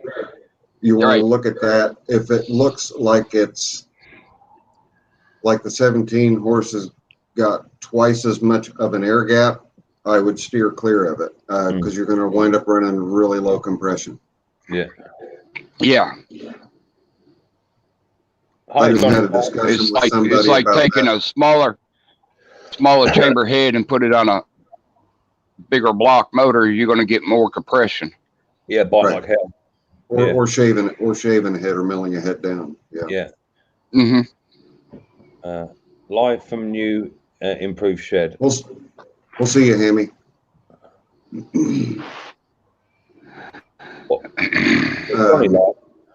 I just had a conversation this morning with a gentleman who said, well, I've got a 10 horse that has a double hump head on it. So you telling me that it's a 13 to 16 horse doesn't hold water. Well, it absolutely does, because a 13 to 16 horse head will bolt right on to a 10 horse motor. It'll bolt to a 10 horse, 11 horse, 12 horse. It'll bolt up and use the exact same head gasket. In fact, I've got the head gasket numbers written down here. And he wanted to argue back with me again that it was a stock head on that 10 horse motor. Newsflash, that motor was from 1976. Okay.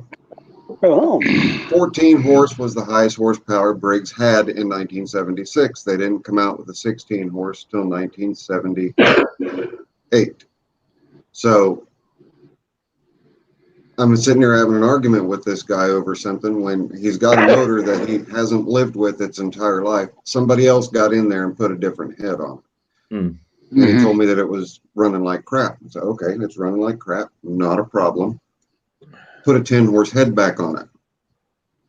You've got too much volume and you're running too low a compression. Okay, I'm done. I'm off the soapbox. Next. So, Snobby, when is your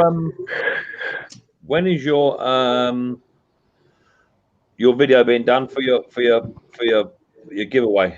It's done. It's done. Have you uploaded it yet? Very well. You've done very well. You've done very well. But unfortunately, not very much. And do you know? Have you uploaded the winners yet?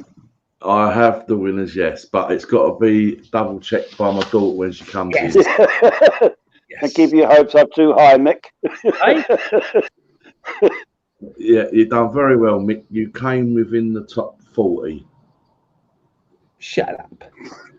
And all I'm going to say is, in the top 4, because there's obviously 4 prizes, 3 of them turned out to be scrappers. Really? Yeah. No, sorry, Zippo. You was. But how close was I though? I was way down. Way down. Yeah. Way down. I mean, to be honest with you, there was only pounds, and I mean pounds, between the top 4 winners. Oh wow. That's that really close. But this is unofficial yet. This has got to be double checked by my daughter. There's a lot sharper than me. I've gone through it, and yeah, as I say, the actual 3 of the 4 are actual scrappers. Awesome. So they would know. Well, it's really strange, you know, because when I went down there earlier on to weigh the bucket, right? Now this one, bearing in mind, you pull up to the top, right? But then I thought, well, I'm going to weigh another bucket that isn't as full up. It's about, I don't know, a couple of inches, maybe 3 inches from the top, which has got another type of copper wire in it. And that one weighs more than the one I've shown. Really? Yeah. And I mean, by, it was quite a bit, wasn't it? It was quite a bit, wasn't it? Why man Bob's off out, Zip? We'll see you, Bob. Take care, buddy. See you, Bob. See you, Bob. For you. Bye, see ya. And Howdy Johnny 5, and who else? Who else did I say? Hi Johnny 5 Yeah, I believe and he is Dino wrong. Midget. I believe he is wrong. So, yeah, exactly that. He's wrong. He probably had the scale. He probably had the scale set to stones. You know what he's like. No. I think it's because I've got the actual weight written down on a piece of cardboard.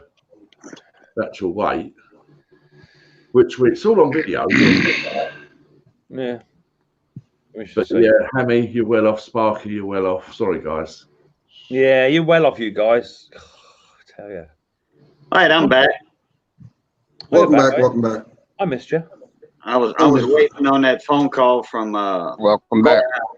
I'm a guardhouse dealer, coin supplies. Welcome. I was waiting on a phone call from them. They had a back order or something, and they wanted to tell me they still hadn't got it in, if they wanted me to ship it or what. So I had to go down the list of what we had. I'm like, yeah, go ahead and ship me the rest later. Yeah. Good. We're just talking about Snobby's had a competition run. It's now closed for 4 giveaway prizes for his 1K, and he had to guess the amount of copper in a bucket, and I just got first place. Unreal, can't believe it. Wow. How much copper was in the bucket? 43 kilos, 4 ounces. Mick got first place 40 times removed. Yeah. No, I mean, it was a 5-gallon bucket. 20 liter. 20 litre bucket. Right. Okay, So that would be about a 5-gallon bucket. That would be about 35, 40 pounds of copper in there. a little bit more than that. It was actually 29.4 kilograms, which worked at 64.8 pounds. 64.8 pounds. I was way off. I wish I could have saw it. Depends on if it's masked or what. Yeah, you got it, huh? Yeah, he's got bragging rights. He's got bragging rights. Well, I'm just going to sort of. I mean, I'm very grateful for everybody that took part in it anyway. Well, my next giveaway, Snob, not to steal any limelight from yours, is I'm not going to do already. I'm not going to do. I haven't figured out what I'm going to give away yet. I might when I hit 2,000. I think it's going to be quite a big prize. I've got something in mind. But my competition is going to be guess how many times I pull a pull cord in a video, because I just did a 4-stroke trimmer, and I'm telling you, I haven't counted how many times, but I just watched the edit in the video, and I pulled it a few times. So that's what's going to be my challenge. You got to guess that. You got to watch the video and put down how many times I pulled a pull cord. I'm telling you. If I got to put more than 10 or 11, 12 times, I got to get back in the carburetor or do some more investigation. Yeah, but thing is, with me, I changed the carburetor. I got this 4-stroke trimmer, and it came with a new set of gaskets, a carburetor rebuild kit, and it came with a brand new carburetor on top. So I took the old carburetor off, put the new one on.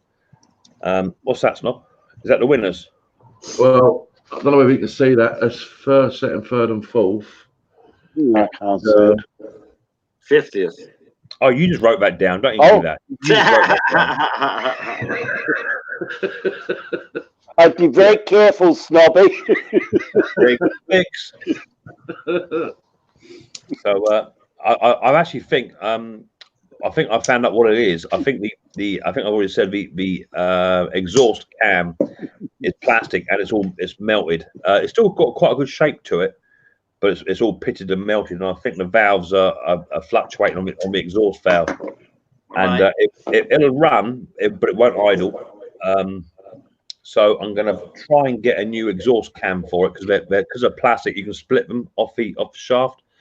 So I'll try and get a new exhaust cam for it, and I've got a feeling he may be. You know, when you have these engines that come in that have had the old screwdriver fairies have been in there before you get to it. Right. Oh yeah.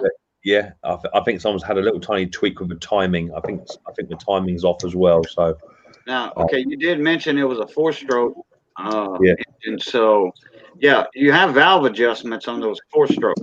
You can't adjust the valve. So that takes up a little bit of wear on the camshaft. Yeah.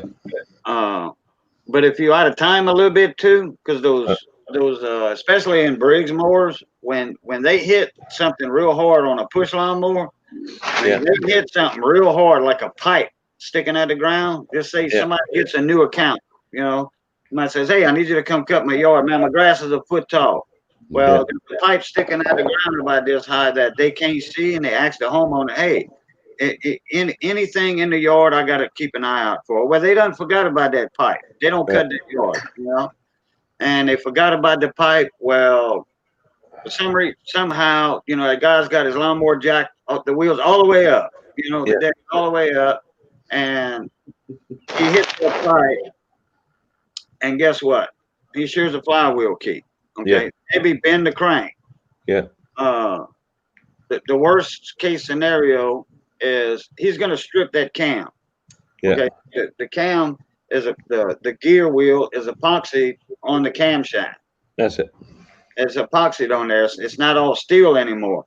So that gear wheel is going to move, and that thing's going to be it's going to be out of time. Yeah. So we'll see. I've got to revisit it. I spent an hour on it last week, so I'm going to revisit it. I'll put it to one side because I've got other stuff to get on with. That's going to turn and burn. So I'll come back to it. But I looked on the internet and I can't find a cam for it anywhere. An all-in-one piece. But I have heard they're now changing from plastic cams to metal cams. That's what I read somewhere.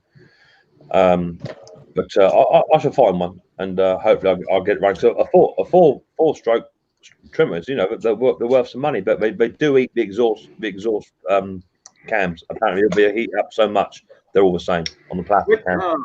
What brand name is it? It's only a Ryobi. It's nothing special. I picked it up for nothing, and when I took the rocker off, I could see the cam was toasted. So it might be enough if I can just readjust the exhaust valve, just open it up and just a touch, just to give it a bit more, as you say. If not, I might even just take the cam off, because I can take it off independently. I might run across my sander and just try and some edges out, just a touch. Oh, you have a dual cam in there? Yeah, dual cam, yeah. So I might be able to just fin it out. I have seen somebody actually take the inlet cam off, get it 3D printed, and then put that on where the exhaust is, and that works quite well apparently. Depends on what kind of filament they use. Yeah, apparently it works. I've seen a video on it. Apparently, I don't know how. I don't know what the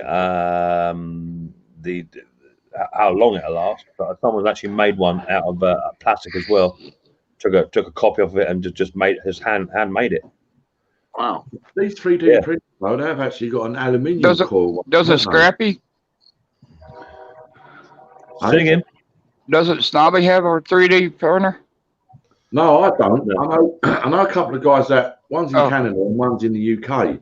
The one in the UK is a lot more advanced, and he actually said them spools of nylon or whatever they use to do the printing, they actually do one in aluminium as well. Yeah. But he hasn't got that particular 3D printer, but he's looking at getting one, and it's at thin aluminium wire they use. Yeah, it might be worth looking at. We'll see. Yeah. Right. So anyway, I'm afraid to say it's that time of day. Well, it's been a pleasure, mate. Yeah, it's been a pleasure. Been a real pleasure. My little Riley boy would be literally popping his little feet down that driveway any second. If he catches me on here talking to you lot, you know what'll happen. Yeah, I get that. It ain't worth the punch up. So I've been going 2.5 hours. That's good enough for me. I was even going to go live to that at some point. So don't forget, give us a thumbs up on your way out. That'd be much appreciated. It does help towards the growth of my channel. Cajun, it's been lovely having you up there. Not seen you for a while, buddy. It's been good to see you there, mate. Yeah, I've seen you in a couple of other streams lately. I think I've seen you at Brandon's stream a while back, not long ago, about a week or so ago, 2 weeks ago, and somebody else. Yeah, I'm sure I've seen you somewhere, Cajun. I need to get back with Zippo on Sundays also, but I got a Sunday at 8:30 my time. Which I'm going to attempt a 6 o'clock live stream this Sunday. Adrian. Oh, okay. Because every time I'm over at Ken Peavy's show, which is a regular thing, I get a notification that you on. So Zippo, you said 6 o'clock your time Sunday. 11 o'clock our time. That would be 7 my time. So yeah, I could do that. Yeah. Okay. Well, real quick to Brandon, I hope that your dog is okay. His dog went. Is that the vet? I think his dog is getting better. Me too. Apparently, it was eating and keeping food down. So, right, I've got to go. He'll be here any minute. So, Cajun, thanks for coming up, buddy. Okay. Bye, everybody. Be safe. Bo, great Take meeting care, you everybody. face-to-face. Bye. Bye-bye. Okay. See you, Zippo. Bye-bye. Good time, everybody. Bye, y'all. I'll try and catch you Sunday, Zippo, if we can, eh? All right. Sounds good.